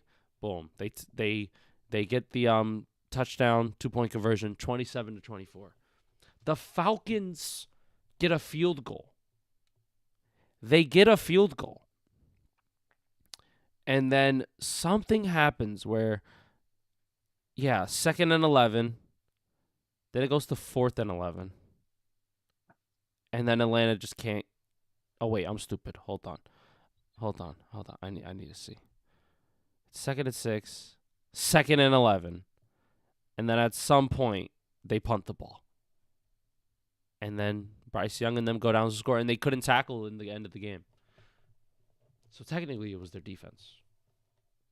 The offense kind of did their part, really. I'm going to slightly disagree because I feel like, and do not take this, because I know you guys, do not take this the wrong way. I feel like when you're up 21-6, great teams will kill a game right there. And that offensively, they'll just keep scoring and they'll keep adding to that number so that they basically eliminate the chance of a comeback, right? Great teams and great offenses will just continue to pile on, points and field goals and grind teams down. And with a lead, they know how to grind the clock down and they know how to take control of a game like that. So I feel like while I get your point and that the defense did not play well and defense has to hold up their end of the bargain as well, I feel like the offense needs to do their part and keep scoring and keep putting pressure on the Panthers to force the ball down the field. Amen. And help out their defense like that. Yeah. And with an offense like Atlanta has, there's no reason why they can't. And the only reason I can think about is because their quarterback is shit. That's my argument here. I'm not saying that an offense has to score every possession, but for a majority of them, you shouldn't be getting more than 6.5 points with that offense, respectfully. That offense should be guaranteed over 35 points every game. That's how good it could be. It can be, in my opinion. And, they've only scored over 30 points. Well, you need a chef to make all that shit work. So maybe it's more than just a quarterback. And what's funny is they got blown out by the Panthers too, coach, 30-0. the coordinators, before. like, Go ahead, Jess. and no one knows how to make that work. You just need a quarterback to answer that question. I feel like I mean, they're probably gonna let go of the coach. They've lost 5 in a row. They lost the 49ers, Dolphins, Patriots, Colts. Granted, hard-ass teams to play, right? Patriots, Colts, 49ers, hard-ass teams. But they played the Colts kind of close. Played the Patriots kind of close. You fucking lost to the Dolphins. You got your back blown out. You looked awful. You played kind of close to the 49ers, right? Like, they're such a weird team, the Atlanta Falcons are. Because they have so much talent, but nobody could put it together to be cohesive for weeks on weeks on weeks. They're so up and down, wishy-washy. Well, sometimes that's the problem. You have too much. You can have a lot of talent, but it doesn't complement each other. But it does, though. This talent does complement each other, and it does. Have you seen it complement each other? The talent on a football team, yes. The offense is spectacular. I'm talking about this particular team because they've been losing for the past few seasons. Where have they been? Losing doesn't mean the talent doesn't complement because the talent always gets theirs. Then the team. At some point, your talent has to result into wins. It has to result into something. It just can't be talent. That is true. But then where's that fall on? Coaching.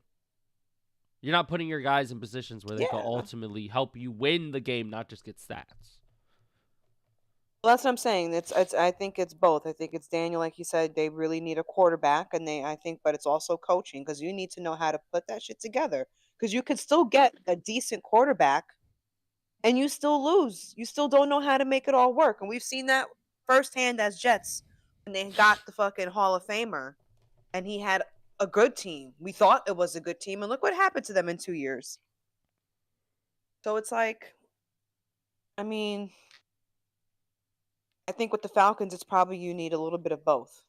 But you need one of them to at least put you in the right direction. Well, this is since they already got their quarterback, this kid is new, isn't he? He's only been playing like 2 years. Yeah, this is his second year in the league. Yeah, so I mean, they're not going to be in a market for a quarterback. So I think if anything, okay, that means that their coaching staff has to make adjustments. This is Raheem Morris' as long as you have the talent you have.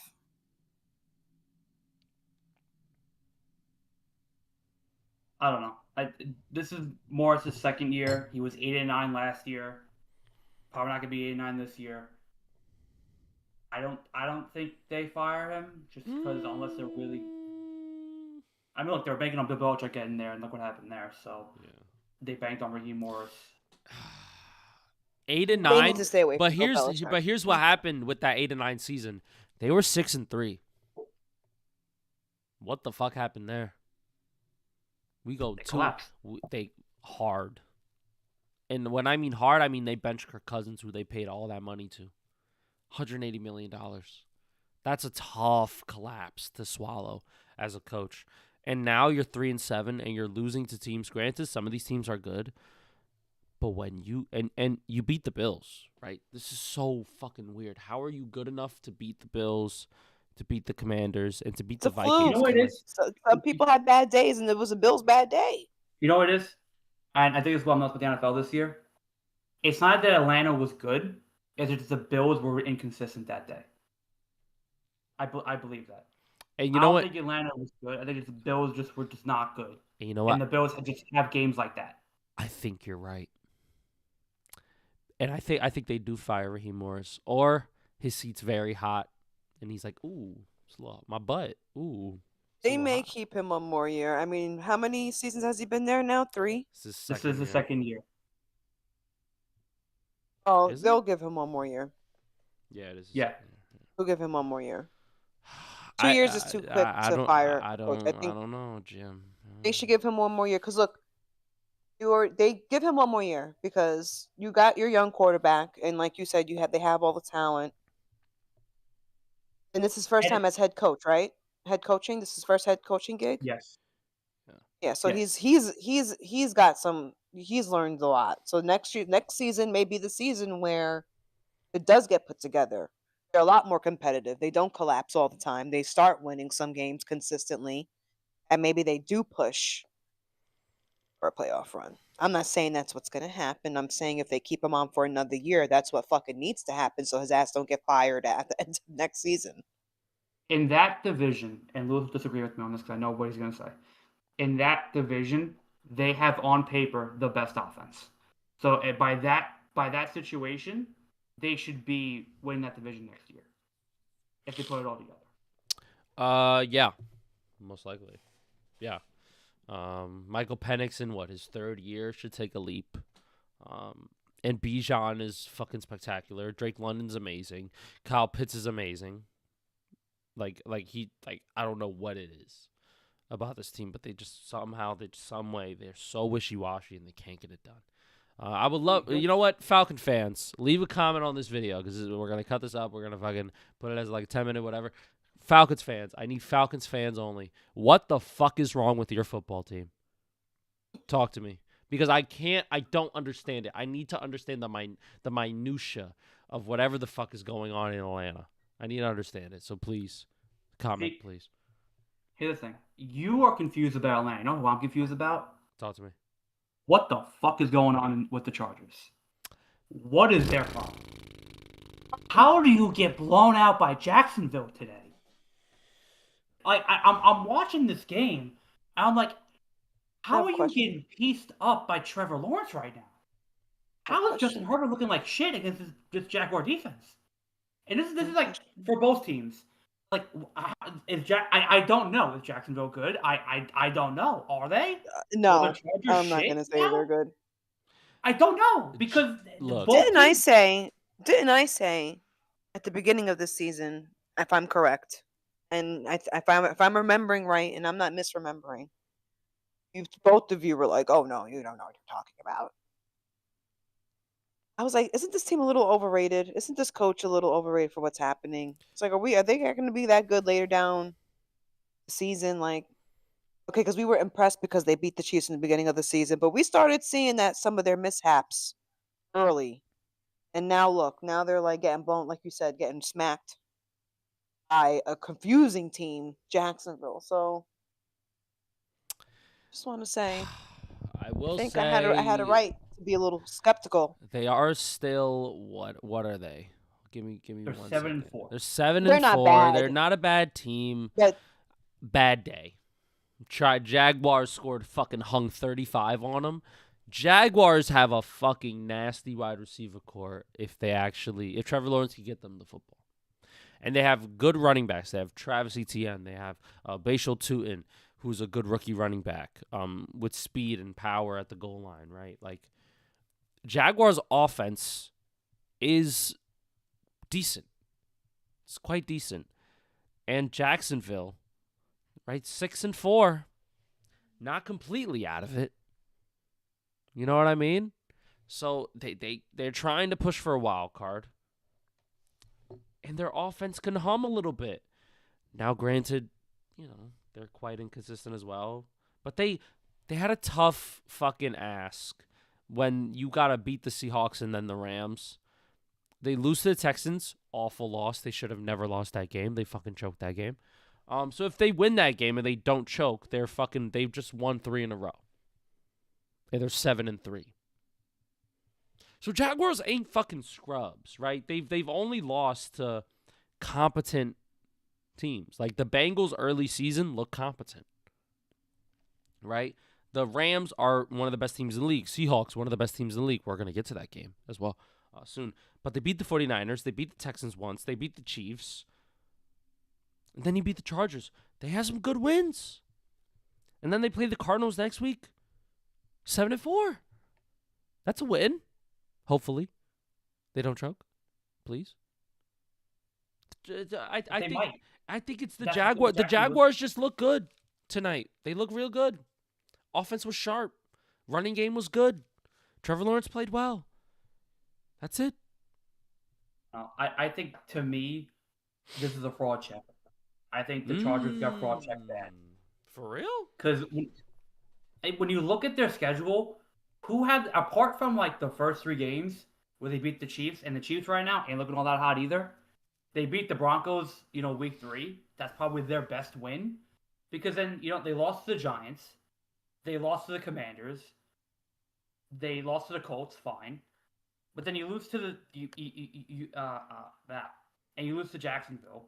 You beat the Steelers, which, ain't all that. You beat the Titans, which ain't all that. You beat the Vikings, which is fine, I guess. You beat the Dolphins by 2. Who have they really beaten now that proves to me that they can go into a playoff right now and win a game? They play the Raiders next week. Mm-hmm. They better win that game. They play the Eagles, Chiefs, Cowboys, Texans, and Broncos to end the year. Mm-hmm. That's their test. I think this was a gimme. Not a gimme. This was a game that they needed to show they could win against like mid-level teams and like fringe playoff teams, and they got destroyed. What's going to happen when they play the Eagles, when they play the Cowboys, when they play the Texans, when they play the Broncos again? I think this is a fraud check. I really do. I've granted I was high on the Chargers to start the year. Very high. I'll give you that, Jess. You were right. I'm not high on them anymore. I think Justin Herbert is regressing. I think he's had good games, but he's had worse games. This was a worse game. This offensive line is terrible, and this defense. 5 points in fantasy. That's what he gave me this week. So I don't know. I just feel like this Charger team right now just isn't. It's not playing to the level that they showed they can be at, and that's concerning. Especially this late into the year, you should not be getting blown out by teams that are on your level, respectfully. But then what is their problem? Because they kind of have, they got the quarterback and you have a coach. Is your roster totally crap? O-line is pretty shot. They don't have a running back. They don't run the ball. Their wide receiver room is kind of dead on arrival sometimes. They can run the ball, but like it's not. They don't have the guys they want in those positions, right? Like Kamani Vidal ain't a bad running back, right? Like the wide receiver core is good. Keenan Allen, McConkey, Johnston, Herbert as the QB, right? Granted, I don't think they don't have both of their tackles, which is gonna hurt any team when you're not having your stud 2 left and right tackles. So that's going to hurt you a little bit. But they are still 7-4. Right? We got to put some respect on their name. They did beat the Broncos. Right? And you know what this is? This is a playoff team, but they get smacked in the playoffs. That's what they are. They're like the Steelers. Steelers, they're a playoff team. Good coach. Solid pieces. Nothing crazy. But whoever they run into when the playoffs come in first round, ain't nobody gonna pick them. This is a wild card loss playoff team. Will they show up on that night? I don't know. I don't know if they will. And in the AFC, hold on, let's look at this playoff race. In the AFC, they might not make it. Because that Chiefs game they have to play, the Chiefs are on the fringe right now. And we'll get to that game too, but the Chiefs need that game. Let's look at it. Let's take a look. So you got to play a hungry Chief team? Damn. Chargers right now are sitting at 6. They might. Would they jump? No, they wouldn't jump back up. Chiefs are out of the playoffs right now. Ravens could overtake them. Ravens, they're starting to win now with Lamar Jackson. I don't know if Chargers keep sliding. Jacksonville's number 7. They could overtake them to be 6. Just saying. Like there's only like what 2 or 3, and Texans are 5-5. Ravens might win that division. The Ravens might win that division, honestly, at this point. To be honest, if they have a good back half of the year, right? Just think. But you know what's funny? The Ravens and Steelers almost blew their games today. That was pretty funny. Yeah, they did. I'm gonna put a bow on the Chargers conversation, just so we could go to the Ravens here. Who do they play next week? This is a great question. They play the Raiders. Next week. This is a get-right game. It's a get-right game. Better get right. It's a get-right game. 8-4, right? Get-right game. They got tough-ass games to end the year. Tough-ass games. These are playoff team games. Lewis, Tells me. what do we say? It's division. It's in the division. So you never know. You never know. The Raiders might fuck around. Ugh. Do some fuckery. Yeah.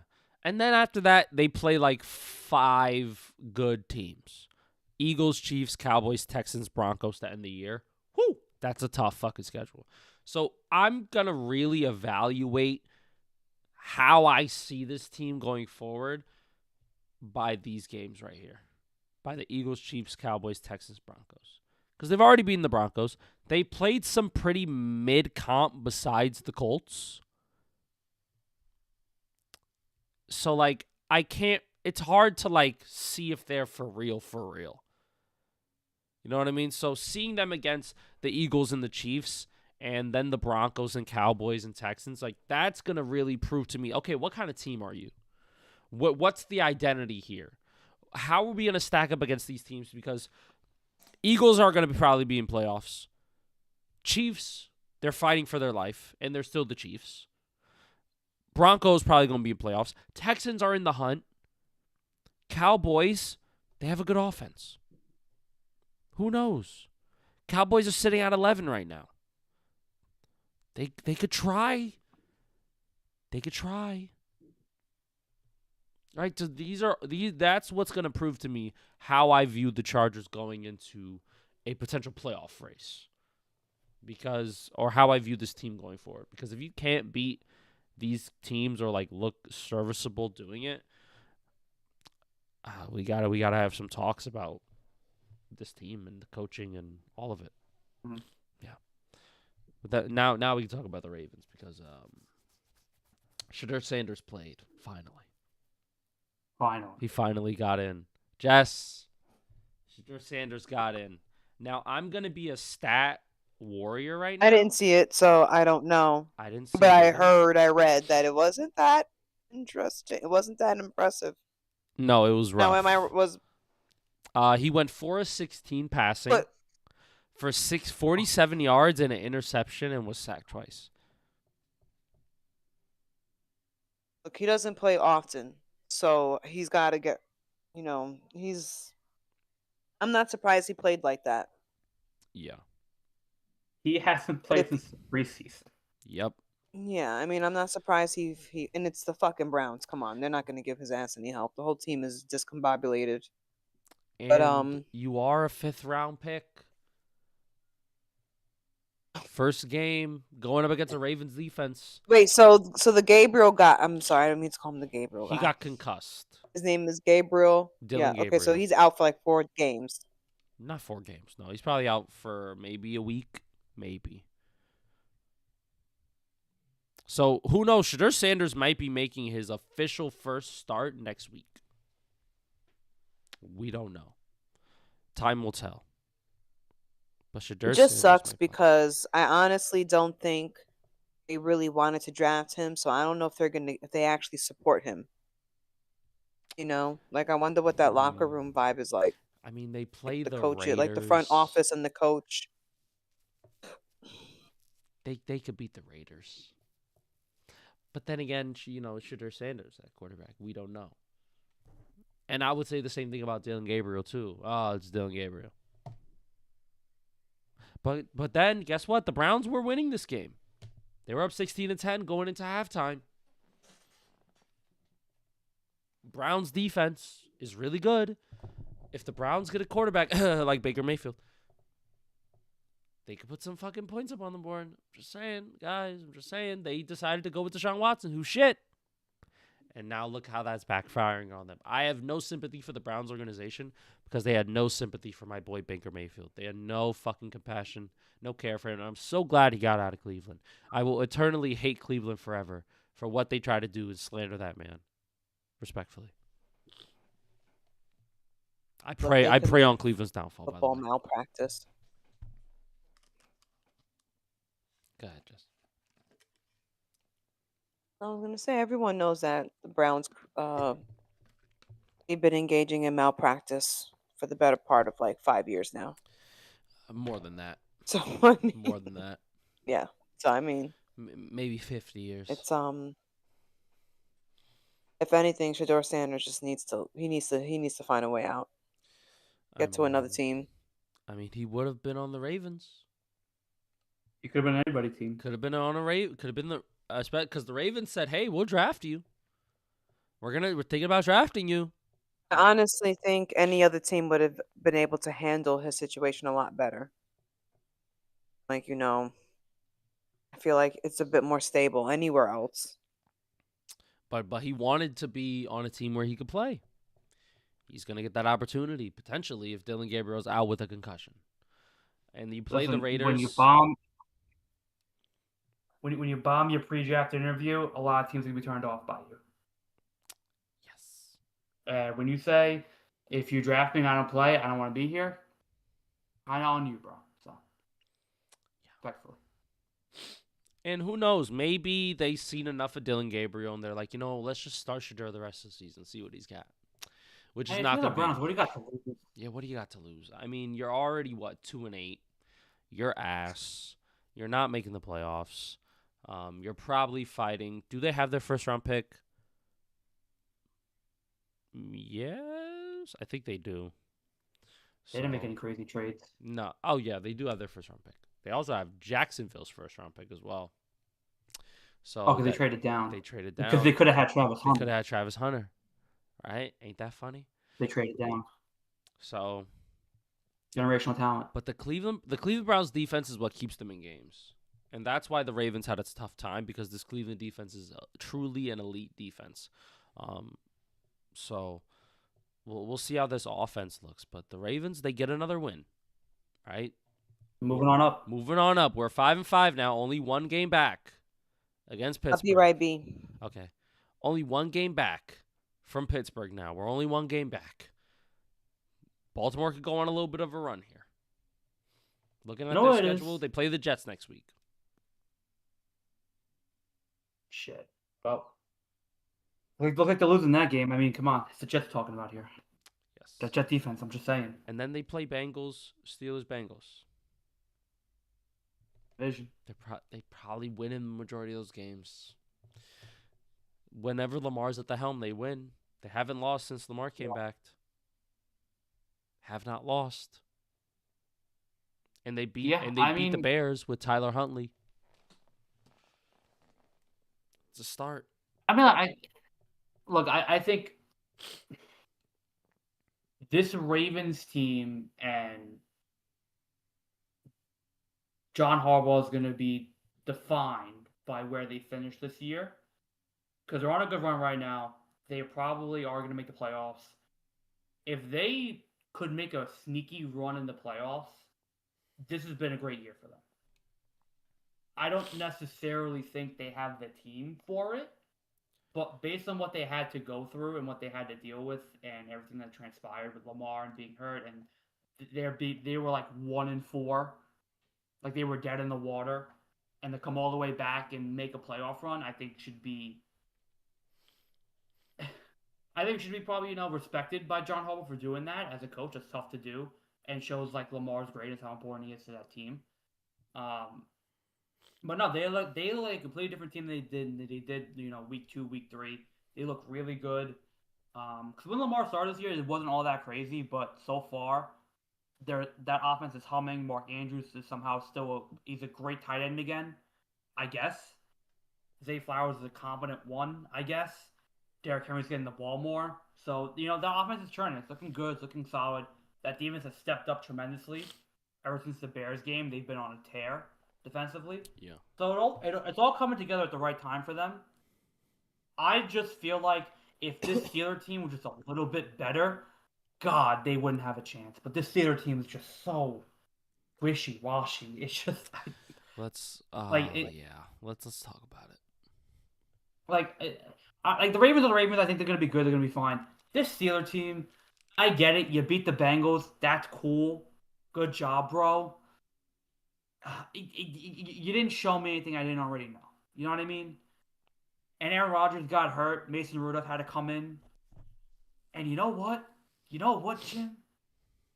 It looked a little better under Mason Rudolph. Granted, it was the Bengals. but it looked a little better.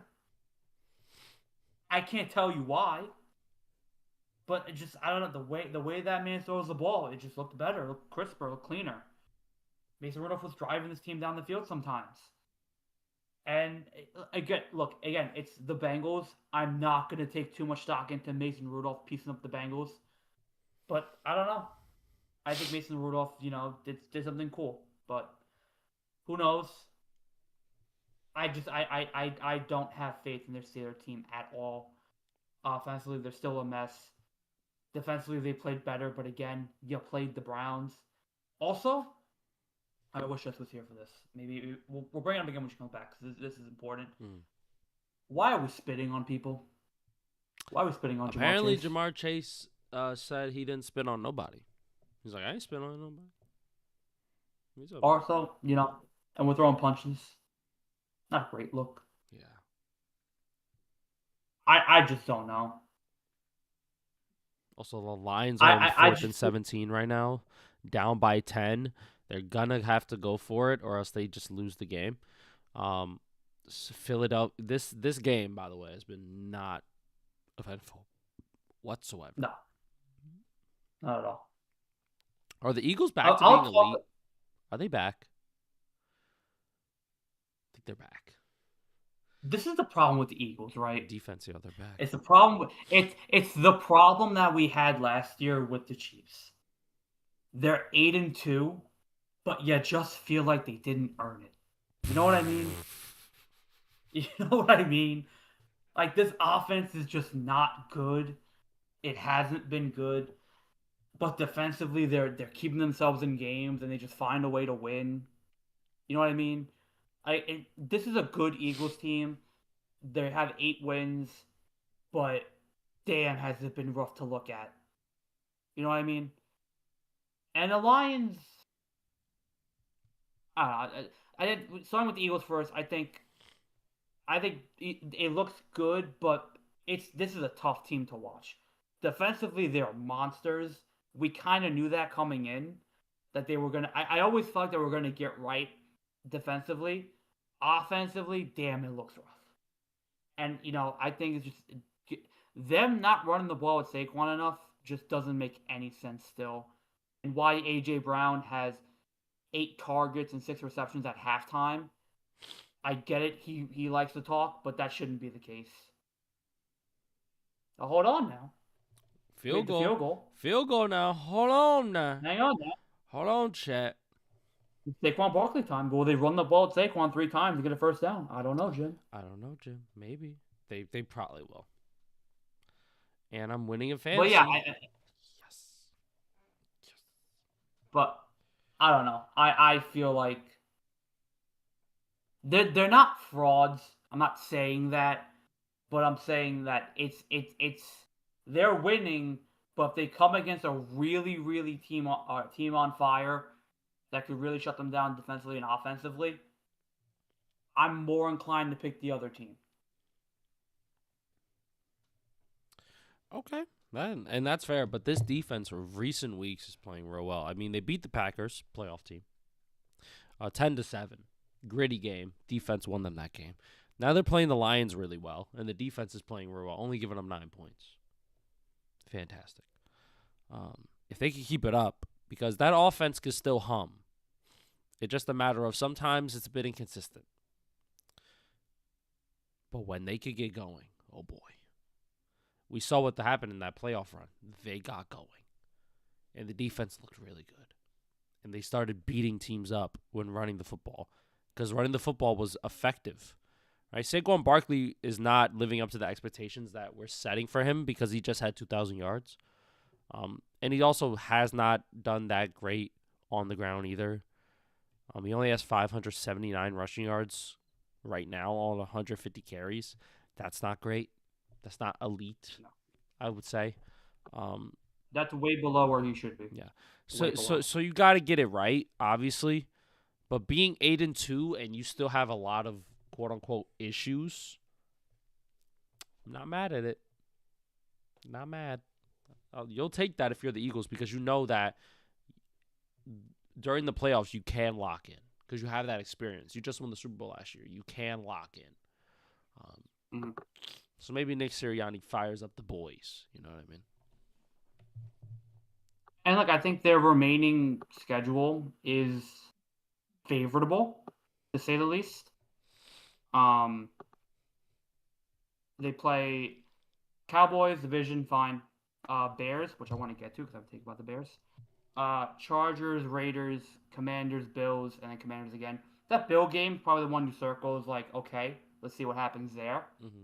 But I mean, these are all winnable games for them, and games that they should be, doing well in. So we'll see. I mean, this Eagle offense is weird and strange and inconsistent. But again, defensively, I think they figured themselves out and they're going to be good the rest of the way. But we'll see what happens in the playoffs. I think that's what's going to be the defining moment for this team, what they do in the playoffs. Because I think they have their marquee wins this season. They're going to steamroll the division, but playoffs are where it's going to come down to them. Oh yeah, 100%. All right. Any other games we got? You said you wanted to touch on the Bears, Daniel. Go ahead. I do. I think the Bears are winning the division. Whoa. I think the Bears are very underrated right now. I think we've been underrating the Bears all year this year, especially defensively. They're a really solid team. I think Caleb Williams has progressed well enough to say that he can lead this team into the playoffs. I think defensively they're solid. I really like the way they play. I think they handled the Vikings really well today, and they did enough to win, which is a good sign.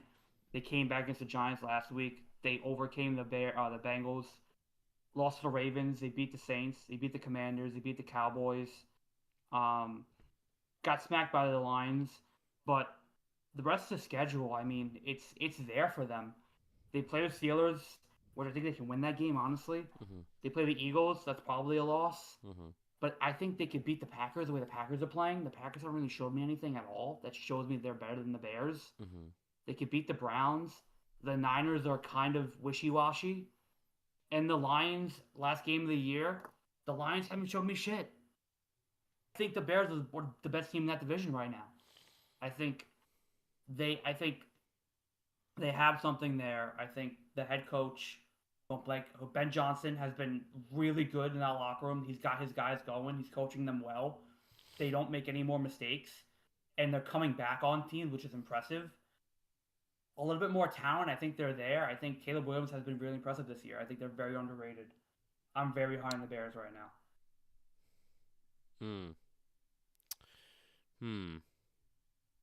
Interesting. And it is a good sign because they are coming back and they are winning these close games, which is needed for a team's success, right? You're not going to blow out every game you win. So you have to know how to be able to grit and grind and be able to go through that fire to earn a win, right? You weren't just kind of handed it. I mean, this team for me, they are 7-3, right? And which is cool. And they have some decent wins. But I feel like they make it too close with teams that aren't deserving of being too close with, i.e. the Vikings, i.e. the Raiders, i.e. Commanders even. I think they make it a little bit too close. And when you're going to the playoffs, right, let's look at the playoff picture right now. They're number 3. Who would they play then? They'd play the Lions as of right now, right? That could change. So, maybe they could win. Maybe they advance. I would like to see that. I think Caleb Williams is taking a bigger step this year in order to prove to doubters that he can be that franchise guy and that starter who can really take a leap and show his talent. Best team in the division and the team that wins the division, especially in this one, is a bit tough. I don't know. I think the Lions are still the best team. I just think the Bears are the ones who are in the lead right now.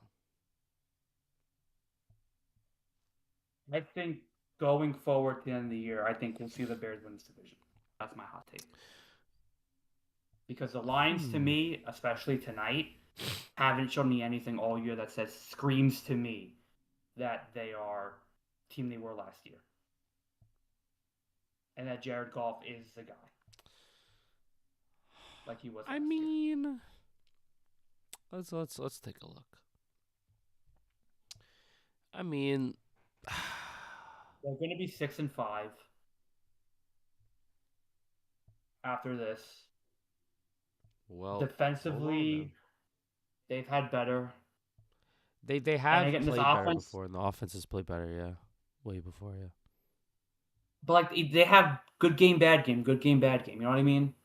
Mm-hmm. Like there's some games where it's like, oh yeah, they're back, here they are, and then they have games like tonight where it's like, why aren't you scoring more points? And also the loss to the Vikings.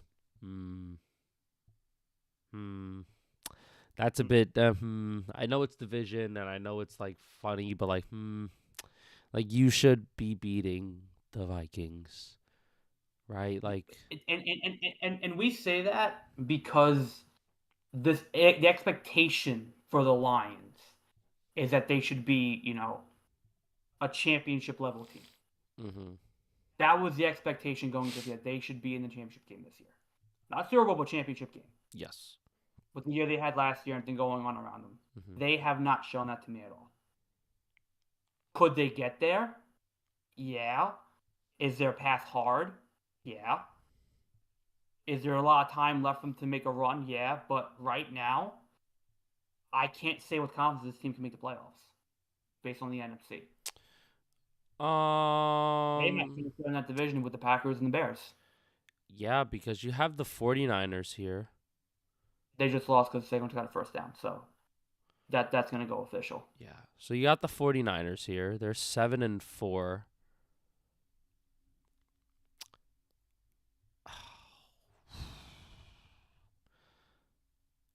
You know what? Yeah, if they don't make the playoffs, man, that's a tough pill to swallow. Right? Because you get rid of your defensive coordinator and you get rid of the offensive coordinator of Ben Johnson and Aaron Glenn. And then you don't make the playoffs. That's a tough pill to swallow. That's a tough one.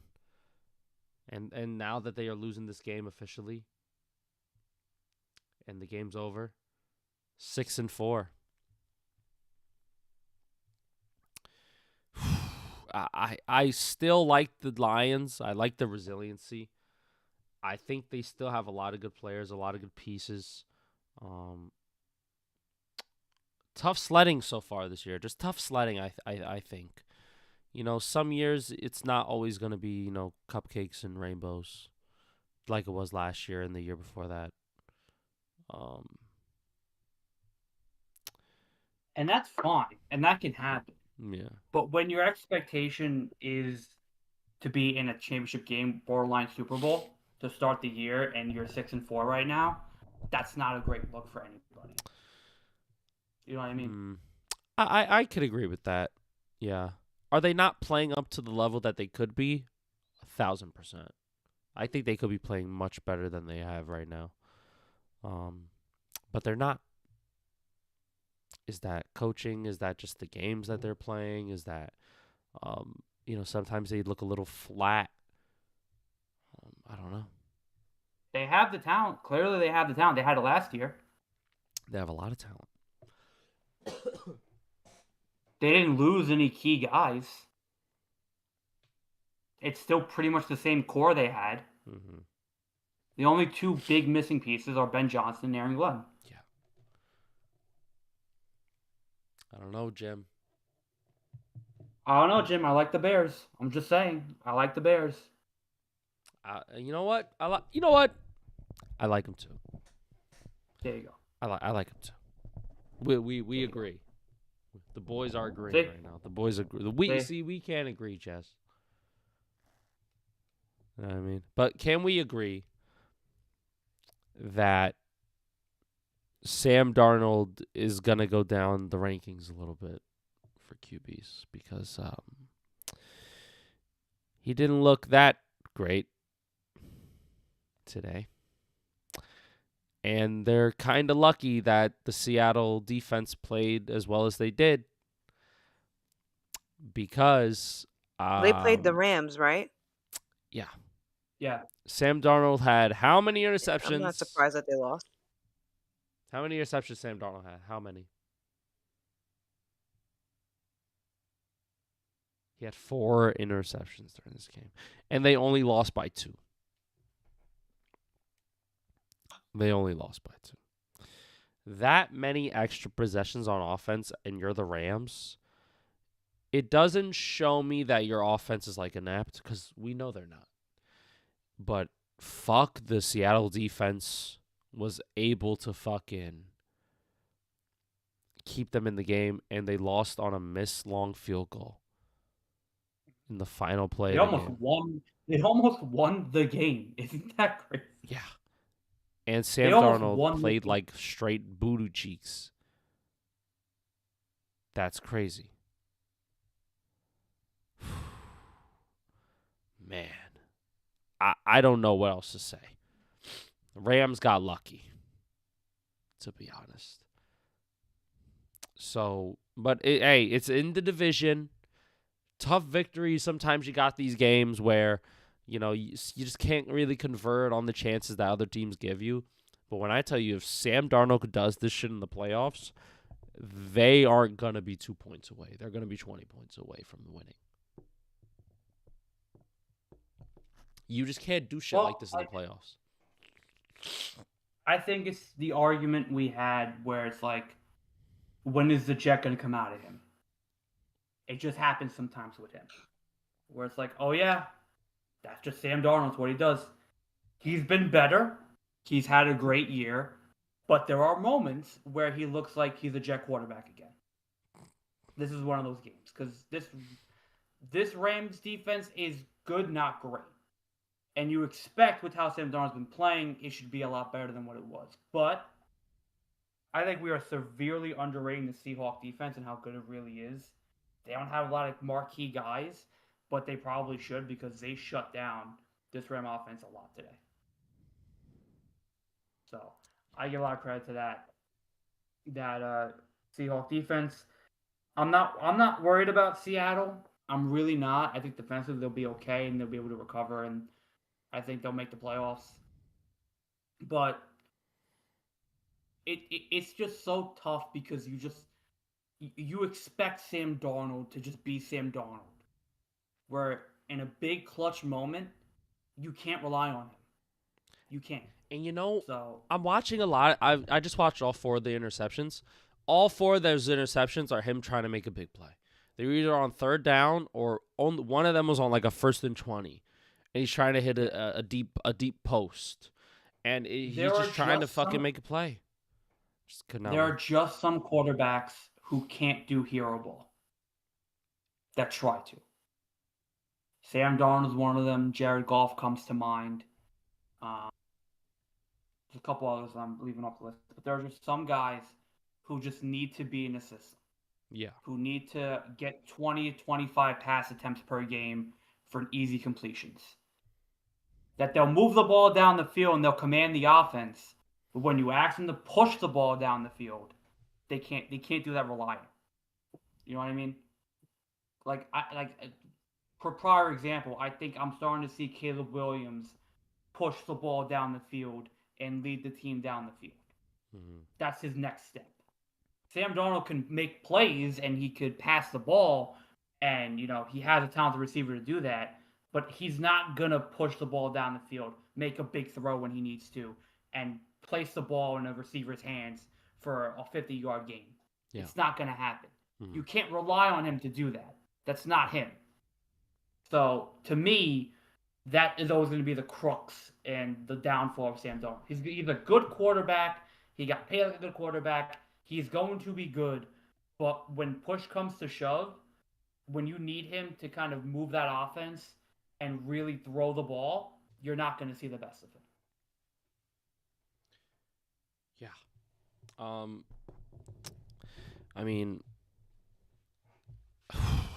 they're still 7-3, right? So they're They're like firmly in the playoff race. Like they're gonna be okay, and I don't think their schedule is too difficult. Let me just check their schedule here real quick. Some notable wins: Steelers, Saints, Cardinals, Jaguars, Texans, Commanders, Cardinals. Kinda cupcake. Kind of cupcake. The 3 losses they have: 49ers, playoff team; Tampa Bay, playoff team; and the Rams, playoff team. It's screaming like they're gonna get fraud checked in the playoffs. This is what it's screaming like. Because and then they play the Titans next week. I swear to everything, if they blow out the Titans, this is gonna prove my point even more. Can you only beat teams that are like pretty decent? No, pretty bad. And you're gonna struggle with teams that are actually of your caliber? Do you play down to the competition that is at your level, or do you rise to the occasion? It's giving 11-5 first round bye, a first round out. Which, correct me if I'm wrong, Minnesota 13 wins, first round out. Same quarterback. You know. Yeah, I don't see Sam Darnold carrying this team through the playoffs. I could be wrong. Yeah. But I don't see them going that. Yeah, they are 7-3, their record. Okay, I get it, but I just don't see I just don't see that they got the it factor. Now, I will say this. It could get to the point in a playoff game where they don't have to rely on Sam Darnold to do that. They have a good run game, they have a good offensive line, and their defense is elite. So they don't need Sam Darnold to be great to win them a playoff game. But they need him not to throw interceptions because then he can lose the game if he can't win it. You can't. Don't lose the game. So then you don't gotta win the game. Just don't lose us the game. Right. So the coach has to make sure that Sam understands. Let the team make the plays. Don't ruin it by trying to play hero ball. Because I think Daniel's right. Once you get him into a rhythm, he doesn't need to play that way. Because he is a systems back, and that's why that's why he enjoyed being with the Niners for that one season. Because he probably learned a lot. And under then Shanahan also and Brock with Kevin O'Connell and Minnesota. It was great. Shit was great. Yeah. I'm throwing to Justin Jefferson. Shit's fucking cozy. I'm throwing to Jackson Smith and Jigba. Shit's cozy. Have you noticed that? He's had a much better supporting system around him since he's left the Jets. So he just automatically looks better. When you go to the Niners and then you go to Kevin O'Connell, it's like you kind of you upgraded without necessarily catapulting yourself with your talent. Yeah, because you've just been able to get people who know how to use you the proper way to the best of your abilities. But you getting 4 interceptions, and you're already not a bombastic player, so I don't think you can afford to get 4 interceptions, especially in your division where the Rams, the Niners, they're usually the ones that are top. I just don't see them doing anything really. I could be wrong. This could be a bad take. Yeah, and my thing is, they still almost won the game. Yeah. So it may not matter if Sam Darnold plays. Well, you want to like remain competitive. You want to remain matter. competitive even if you're losing. Mm-hmm. You want to make it hard for the other team to snatch the win. And that's what, if anything, you can give them credit for, and that this would be why they probably would succeed, maybe in the first round. But I don't know. But you want to remain competitive. That's the next best thing. I think teams, they start to really get shitty when you stop being, when you start to look sloppy, and you start to let things go, and you collapse. in the last 10 minutes of the game. Instead, you keep it in there. And yeah, you almost lost, but you know what? You took that shit to 2 points. They had to like kick and scream that victory out of the stadium. So you want to at least always be competitive. Yeah, I agree. I'll say this, and then we can move on. I think if they kick the field goal and it goes in, they win 22-21. Hypothetically, if it were apparently now, right? If that happens, I think the tone of this conversation doesn't change, but I think what changes is that we feel more confident that they'll win a playoff game because of with Sam Darnold playing bad, you still have confidence in this defense and this run game to eke out a playoff win, and it's a good reminder that this team can be competitive in tight games and win close games. You don't feel that way now, but if they would have won, that conversation changes now. Because they didn't, it's Sam Darnold is Sam Darnold. So that's what I'll say. Yeah, I concur. Yeah, 100%. Yeah. Any other games? Oh, we didn't talk about the big one. The big one. Chiefs lose. Haha. America wins when Chiefs lose. No, okay. Yeah. But listen, the Chiefs lose, thank God. But I'm still afraid. They got 5 losses now. Man. When was the last time they had 5 losses? Ooh, that's a great question. I know, but still, it's like I was looking at the rest of their schedule. They can easily win those games. And they just need a couple of good wins to, go into the playoffs with. And we already discounted the Chargers. That they ain't gonna do shit. Last time they had 5. Last time. So now they were 11-6. Won a championship. Who knows? Might go on a run. Doesn't matter. As long as you're in the playoffs, you got a chance.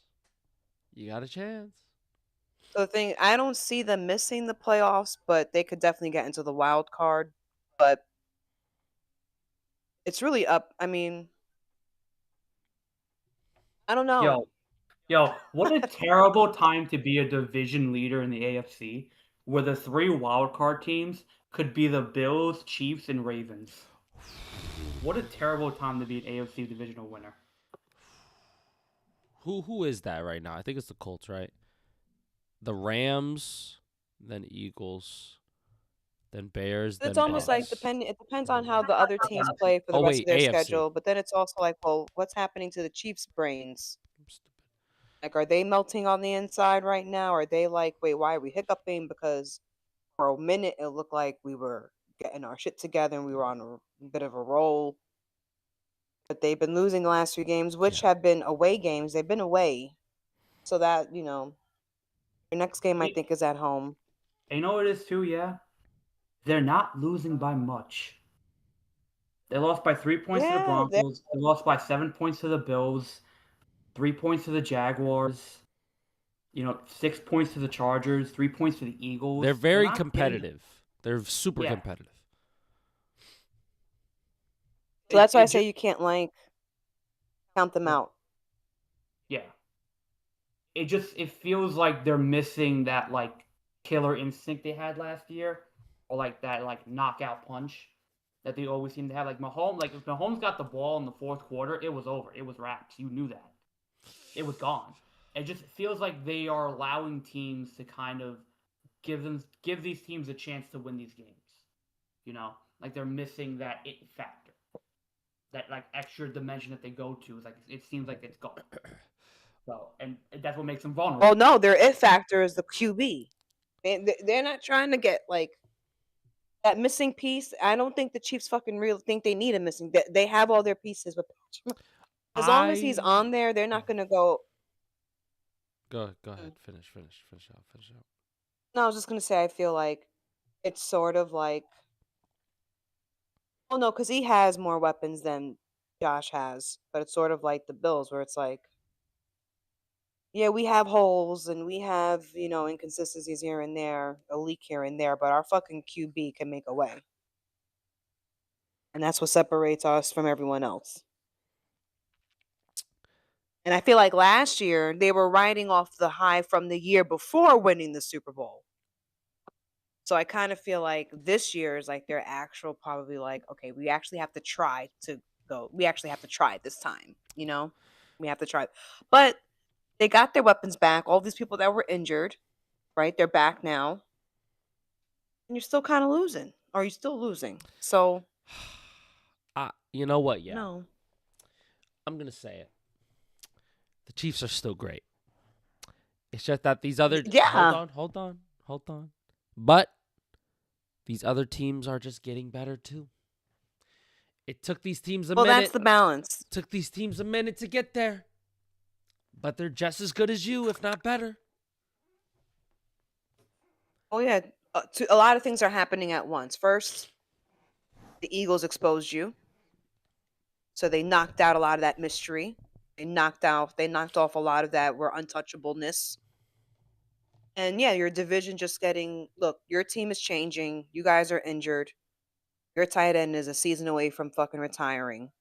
And these other teams in your division in AFC are just getting better. They are just getting better. Yeah, you know what, honestly? And what goes up does come down. I mean, Jess. I was gonna say what goes up comes down. So they kind of are still in like their dynasty mystique, but I also think in a realistic way of thinking things, you can still acknowledge that they are great and that they will always be competitive and you can never count them out. But it's almost like we can also accept that the tide could actually be turning. This could be someone else's year. Last year was the Eagles. So they already lost. This year it can be someone else. It looks like it could actually go. It's much more realistic now. But I mean, it's all going to come down to what Andy Reid and Patrick Mahomes going to do. I don't trust anyone else on the team. I just know that between those two and Steve Spagnuolo, their defense, just like you can't really count them out until they're out. Yeah. It's like they're like what do you call it? They're like bed bugs. oh god, yes. You know what I mean? The Chiefs are fucking bed bugs. Right? You see, impossible. They're impossible to get rid of.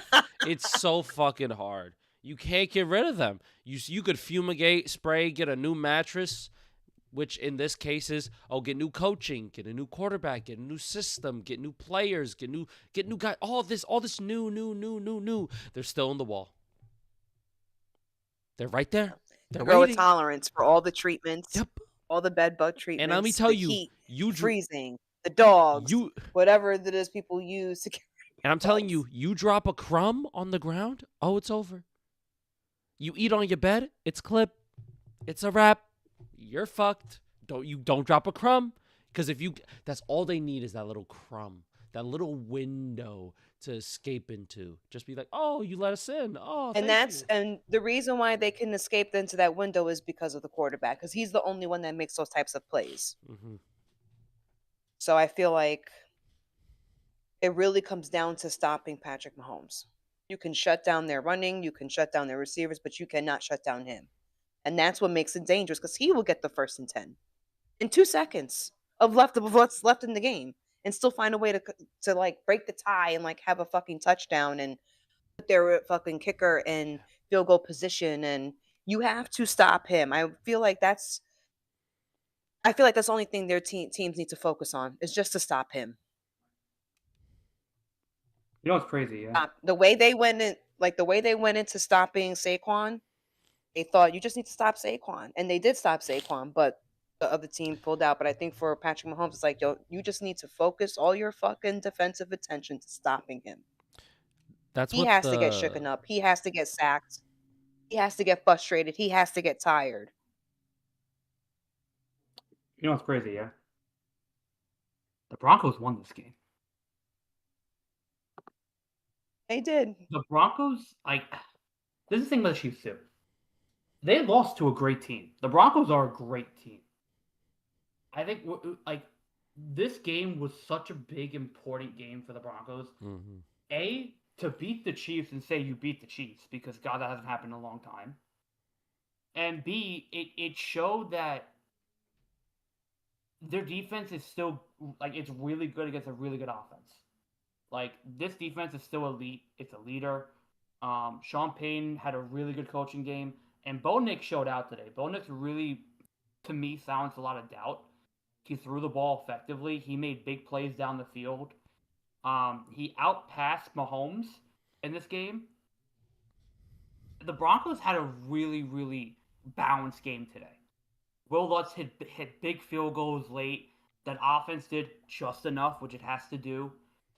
And I think they did a good job containing Mahomes. They didn't stop him, they contained him. Mm-hmm. And I think that offense, again, did just enough. And in the fourth quarter, Bo Nix turns to Joe Montana all of a sudden, and they start winning games. If this team is close in the fourth quarter, they're gonna win. They just do. So I think their point differential was like plus 68 in fourth quarters. It's crazy. So I'm not worried about the Chiefs. I think they make the playoffs because their losses aren't terrible and they're losing to great teams like Buffalo, the Eagles, Jacksonville, I guess now because Jacksonville's a great team, I guess. But Broncos are a fantastic team. Their defense is so good. And like Patrick Mahomes is he's putting up insane numbers again for a guy who had a down year last year. So I think the Chiefs will be fine. Andy Reid's a great coach. They'll figure it out. And in the playoffs, they wouldn't want to play him in a first round. Are you kidding me? Who wants to see that? So I'm not. And it all depends on how they're creeping into the playoffs. If they're struggling into the playoffs, you may have a chance. But if they're catching heat towards the end of the season, it's like, oh god. Well, okay. I'll say this. I'll put a ball on this. They play the Chiefs next week. They play the Colts next week. That is a very interesting game because somebody's either getting. Well, they're going to be at Arrowhead. It'll be at Arrowhead, so somebody's getting fraud checked or somebody's getting proven right. I think the Colts are going to get fraud. I think the Colts are going to get their ass whooped. I'm sorry. Really? You think that? They're losing. I think they're going to lose. I think the Chiefs need this win. They're back home. And they know that they're what are they 5-5 now? They know their fucking record. And they know that they are better than what their record actually shows, that they can be better. They have what it takes. So I think they're looking to tear shit up. And I think they're going to try and make a statement on the Colts. You're not the bad motherfuckers in the AFC. We're still the bad ones. You guys are having this fluke season. Mm-hmm. Daniel, like, who the fuck is Daniel Jones? We're going to be shook of Daniel Jones. Can't figure his game out. Like, I don't know. Do not be scared of Daniel Jones. He's an elite quarterback, guys. He's elite. Come on, guys. Be scared. Scared of who? Jonathan Taylor. Guys. Daniel Jones is the engine that runs that offense. I think they can stop him. Guys, come on. Daniel Jones is the engine that runs that offense. You guys don't know that? Daniel Jones is why everything works. You guys don't know that? Come on, guys. Who thinks that? Colts fans. And that guy right over there. I don't think they're gonna change. I think they'll probably struggle. I don't think it's gonna be a bad game for the Chiefs at all. If they happen to struggle throughout the game, even if they win or if they actually lose. What time is that at? That's a 1 o'clock game? Maybe the Colts. Because if the Colts win in Arrowhead, that's a huge thing. And maybe they deserve some respect on their name. I will give them some respect on their name if they can pull that off. Even if it's just by a fucking field goal, if it's just by 1 point, if it's by overtime. Yo, according to ESPN but Analytics, I don't see them doing that. Chiefs are 62.5% in favor to win this game. That's insane. What's the spread? What's the early spread on that game? Spread is plus 3.5, minus 3.5. That'll move. That's usually how most of them start. Only way I see the Chiefs losing this game is if Mahomes is playing bad. Like if he's genuinely playing bad. Only way if he has a down game. I can see the Chiefs losing this game if they can't stop the run. if Jonathan Taylor gets stopped, if they are stopping Jonathan Taylor in his tracks and don't let him run freely, and let that offensive line, really the line of scrimmage is where this game is going to be won or lost.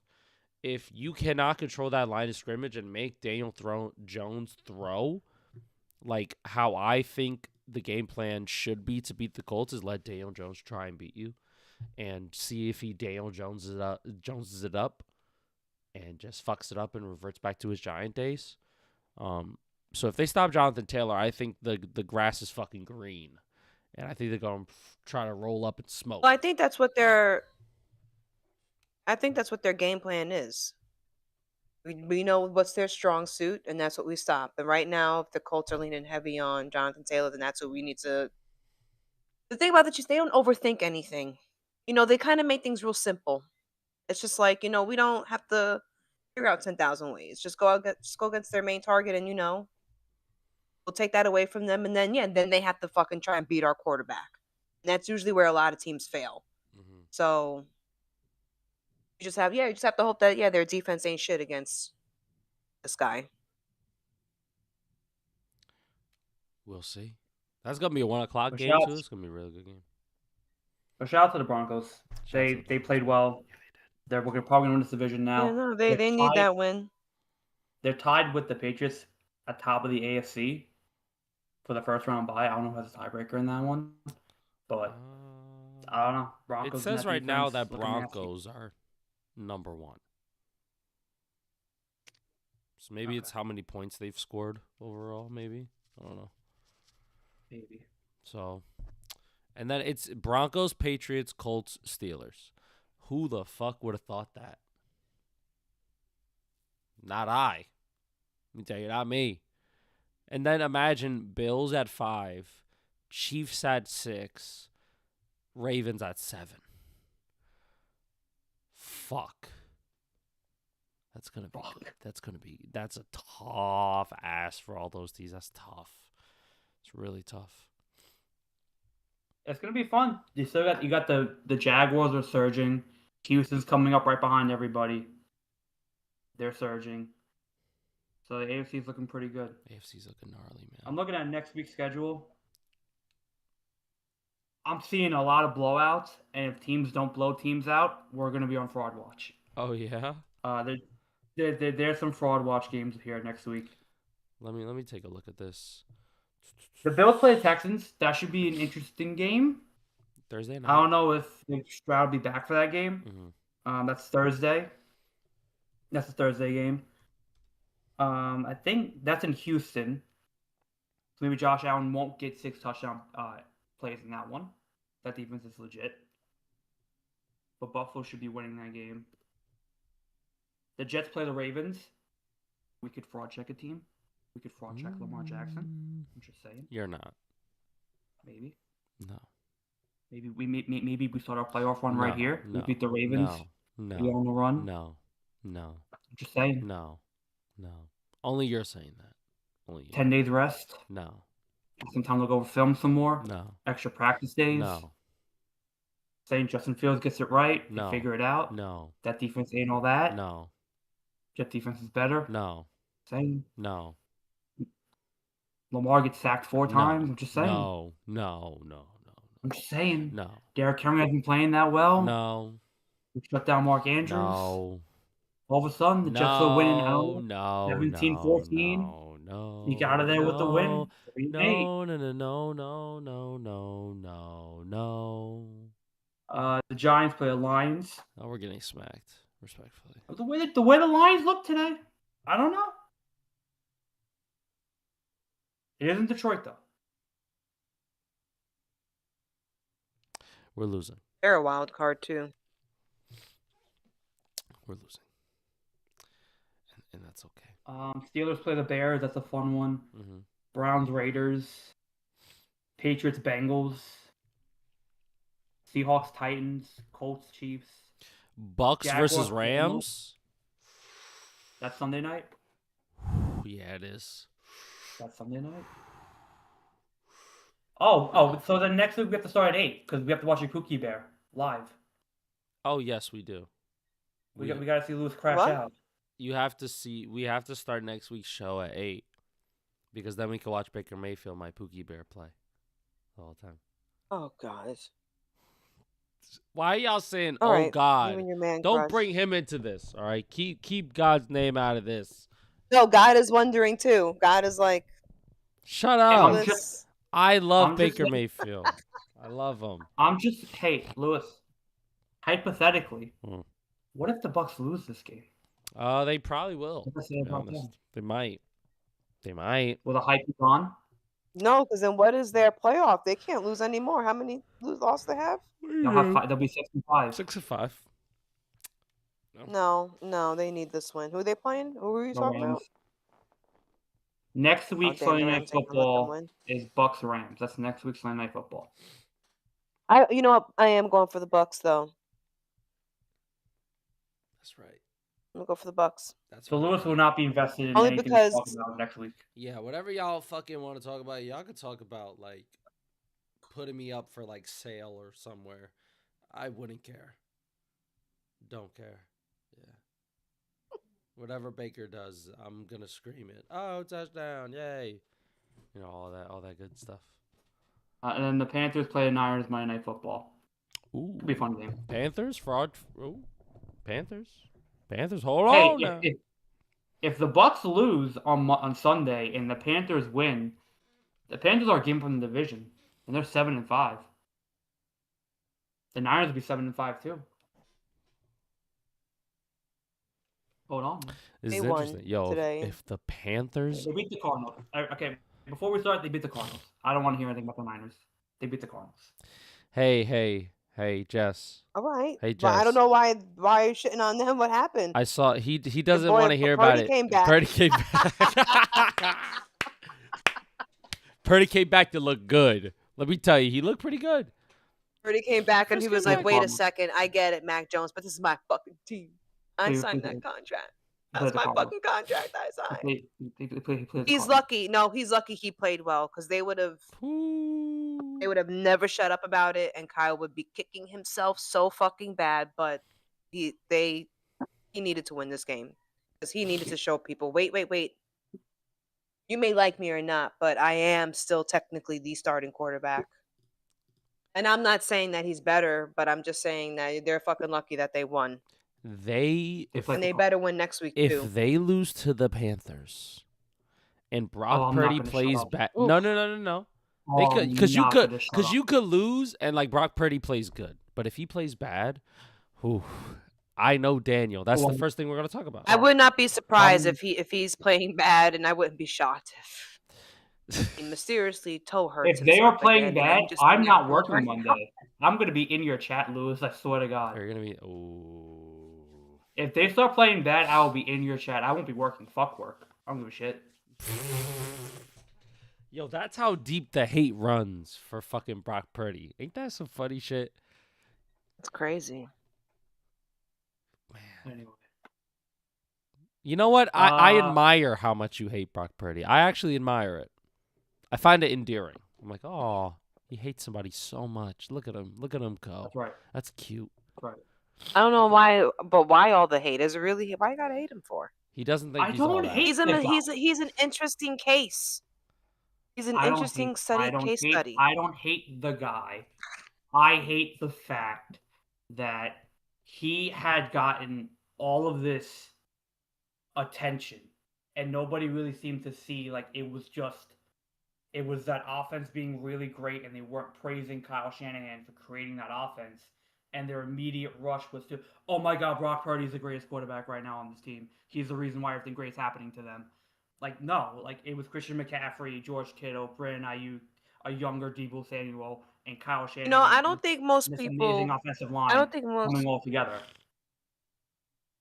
I don't think most people would No. disagree with you. NFL, CBS, Fox, ESPN, ABC, loved Brock Purdy. Loved the guy. Okay, Well, he was the second coming of But- Christ. Oh my God, the last pick in the draft. Any dream is possible. Look at this. You could be the last pick in the draft to be a great, awesome, you're amazing quarterback. being. She's no. Listen, I don't think most people would disagree with you that, of course, when you have that type of roster, any decent quarterback would succeed and at least would thrive or at least succeed with that type of roster. But a bad quarterback who's truly bad wouldn't know how to handle all that. And they wouldn't be able to function in a system. And they wouldn't be able to carry I like and yes, he never was he said was last pick, again. but listen, he was last pick, but he was there even if he wasn't the star to carry them through those NFC Again, championships, the Super Bowl again, appearances. again, It's like I get again, again, why again, they wanted to give him that type of hype.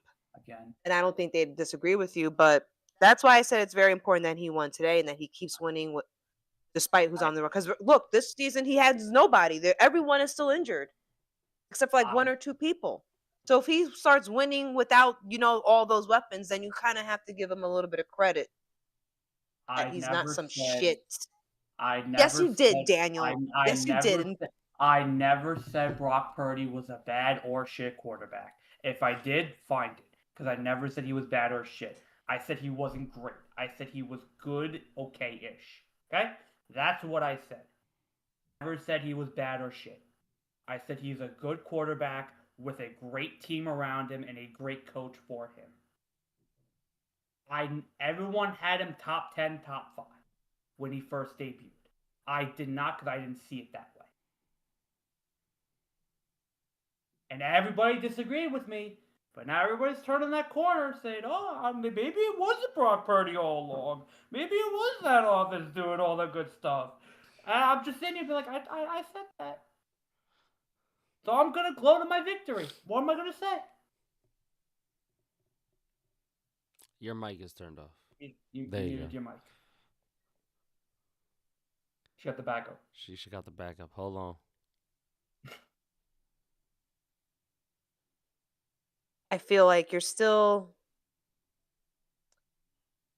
Can I have an ego?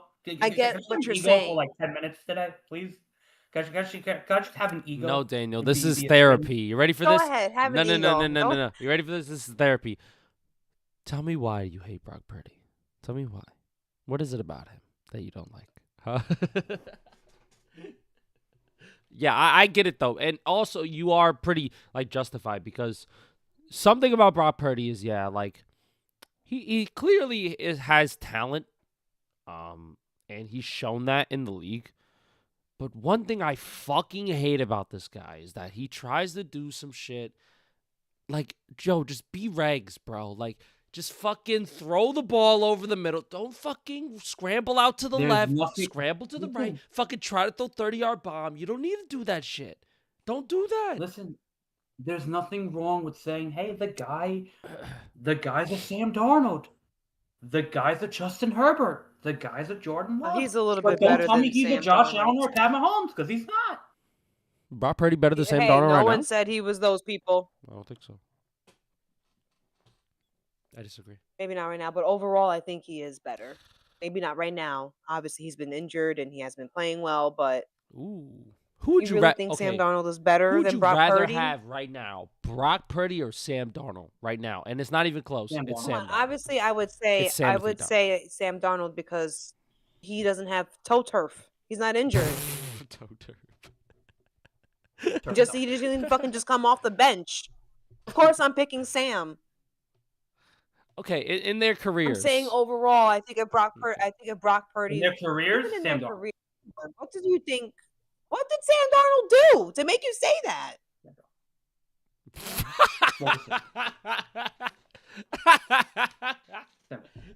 Okay, whatever. I lost. I lose. I concede. Whatever.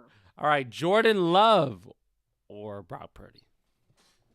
How far can we go? Where's the line? Where's the line? Did you see my rankings? They're kind of lateral in a way. Let me go back.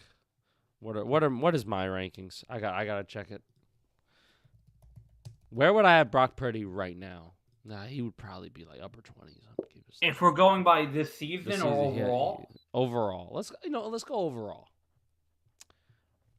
Top 20. He's better than Tua. Put him in top 20. Top 20. Yeah. Finish 15. Yeah. That's fair. That's what I say. Yeah. That's fair. Yeah. He's one of those quarterbacks of all time. It's just what it is. Listen, I'm not putting him. He's listen. He's better than Justin Fields. I'll say that. Way I better know than that for a Tua. Yes, he's fact. better than Justin Fields. Way better than Geno. Way better than all these other fucks. But once you get to like Jackson Dart, Caleb Williams, Jaden Daniels for me, he could be 20. He could be 20. Could he be better than C.J. Stroud this year? And who? C.J. Stroud. In terms of like just overall as a player, I would take CJ over him. Because I know if I put CJ on San Fran, we're cooking. We're cooking, boys. Oh, yeah. Give CJ Stroud an O-line. And oh my God, give him a Christian McCaffrey. Oh my goodness. Wow. The world is the difference. The world. Holy shit, dude. Guys, we've been going for 2 hours. Look, and 45 I think. We go for a long time. Oh yeah, so let's bye. Well, before we go, we gotta get to Jeff's favorite segment, the extra news that I have, because there's some crazy stuff happening this week. A Jet got shot yesterday. Chris Boyd. Oh yeah, Got shot. terrible, Chris Boyd terrible got news. Jeez. Prayers up. Praying for his family. Praying for him. Oh, Yeah, man. he was at a Yeah, restaurant. thank God that he's okay. on, Not West okay, 38th. but that he's not. The worst didn't happen. He's in critical What was that? condition. Wasn't he at a club? He's in critical condition. He incident occurred shortly after 2 a.m. at St. Les restaurant on West 38th Street. No arrests have been made, according to NYPD spokesperson. Investigation still ongoing. NYPD provided no details. Boyd was So shot someone just came outside up the to him and shot him? Boyd was shot outside the restaurant after a dispute turned violent, with the gunman firing 2 shots, citing law enforcement sources. The shooter fled the scene in a BMW, according to the newspaper. Mercedes-Benz also fled the scene. Wow. That's awful, dude. That's awful, man. Yeah. Wow, that's awful. Prayers for him. Prayers, yeah. Yeah, for sure. So 2 people have been arrested in baseball regarding gambling. Emmanuel Clase and Luis Ortiz, 2 pitchers on the Cleveland Guardians. Both are pleading not guilty, and both are going to be in court.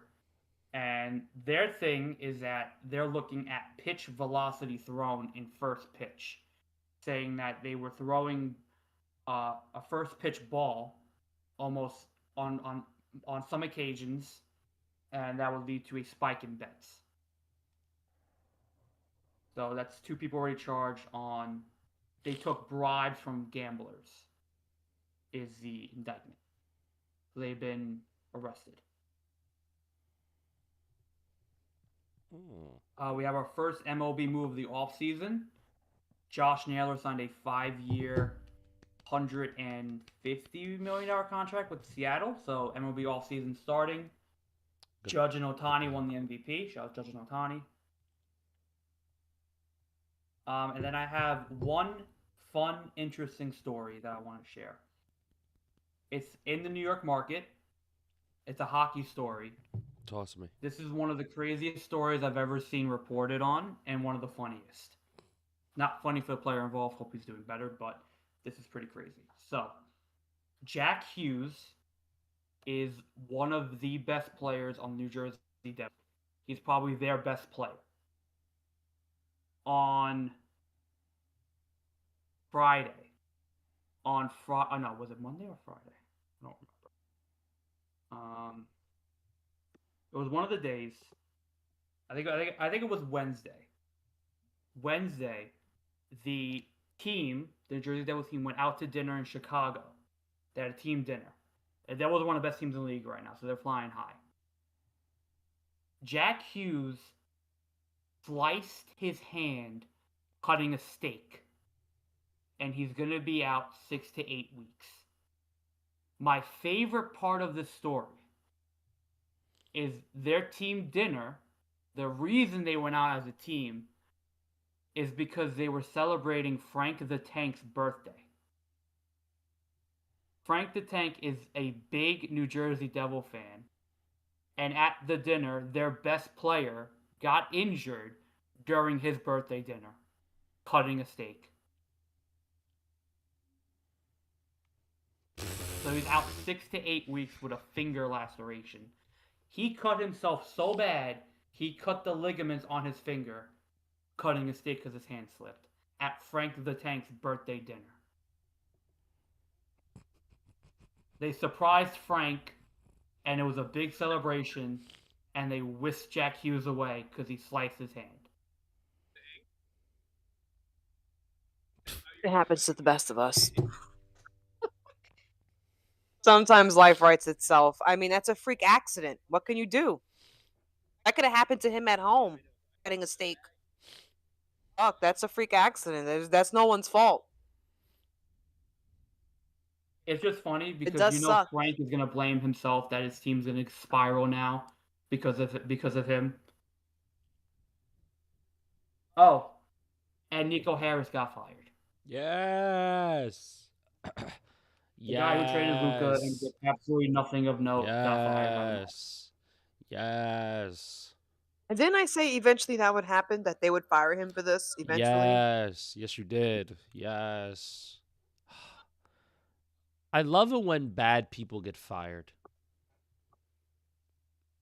I love when people who aren't good at their job get fired. I love it so much. I love it when people understand that they're also dumb and not blind to the delusion.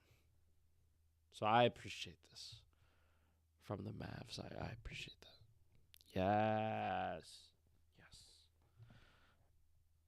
Go team. Yes. That's it. There we go. UFC was great. UFC was fantastic. It was fantastic. UFC was great. So just anytime there's a UFC event in New York, New Jersey, Connecticut, Boston, Washington, depending who's fighting, Ohio or Florida, we're going. Yeah, we're going. Just have your bags ready. Yes. Yep. Also, Beanish is in the chat. Hey, yo. I won't fight. I won't disagree. I will go where you tell me to go. Tell me to go. I will be there. I will let a man make the decisions for I will me. have so many drinks. I will be incoherent. I want to be rowdy and drunk at this thing. There were so many people drunk. A lot. So many people pregame. Some guy fell on the stairs just walking down because he was so fucking drunk. There was so much beer on the floor. It was incredible. Yeah. It was lovely, though. It was great. Lewis did not drink at all. Lewis had 3 waters. Yo, like, I needed that. I needed it, bro. I needed that, yo. The Beanish goes in the chat. Be dominant. Be dominant. Be like Islam Makhachev. Be dominant in the grappling. That's it. Just be fucking dominant. You know what I mean? You see the spike in testosterone you already have right now, Jess? You'll be fucking dominant, yo. See that? That fucking spike, that urge to fucking conquer? You feeling that? She's not. Okay. She's not feeling well, that's going to do it for the stream. Thank you guys for watching. More streams will be coming out next time, Monday. I've pretty much formulated a schedule in my head that kind of works for streams and for like other videos and content. Content will be coming out from this show during the week, probably on the Tuesday, Wednesday, Thursday kind of slots. And then between those videos, there will be streams. So you guys could join in, hop in the chat, talk to me about whatever sports thing on your mind, something topical or something that previously happened this week, or something that is going to happen. Topicals? The topicos. The topicos? Yeah. So you could talk to me about a lot of topicos, all those things. So yeah, that's gonna do for us. I'm Lewis. That's Daniel. That's Jess. See you guys next week.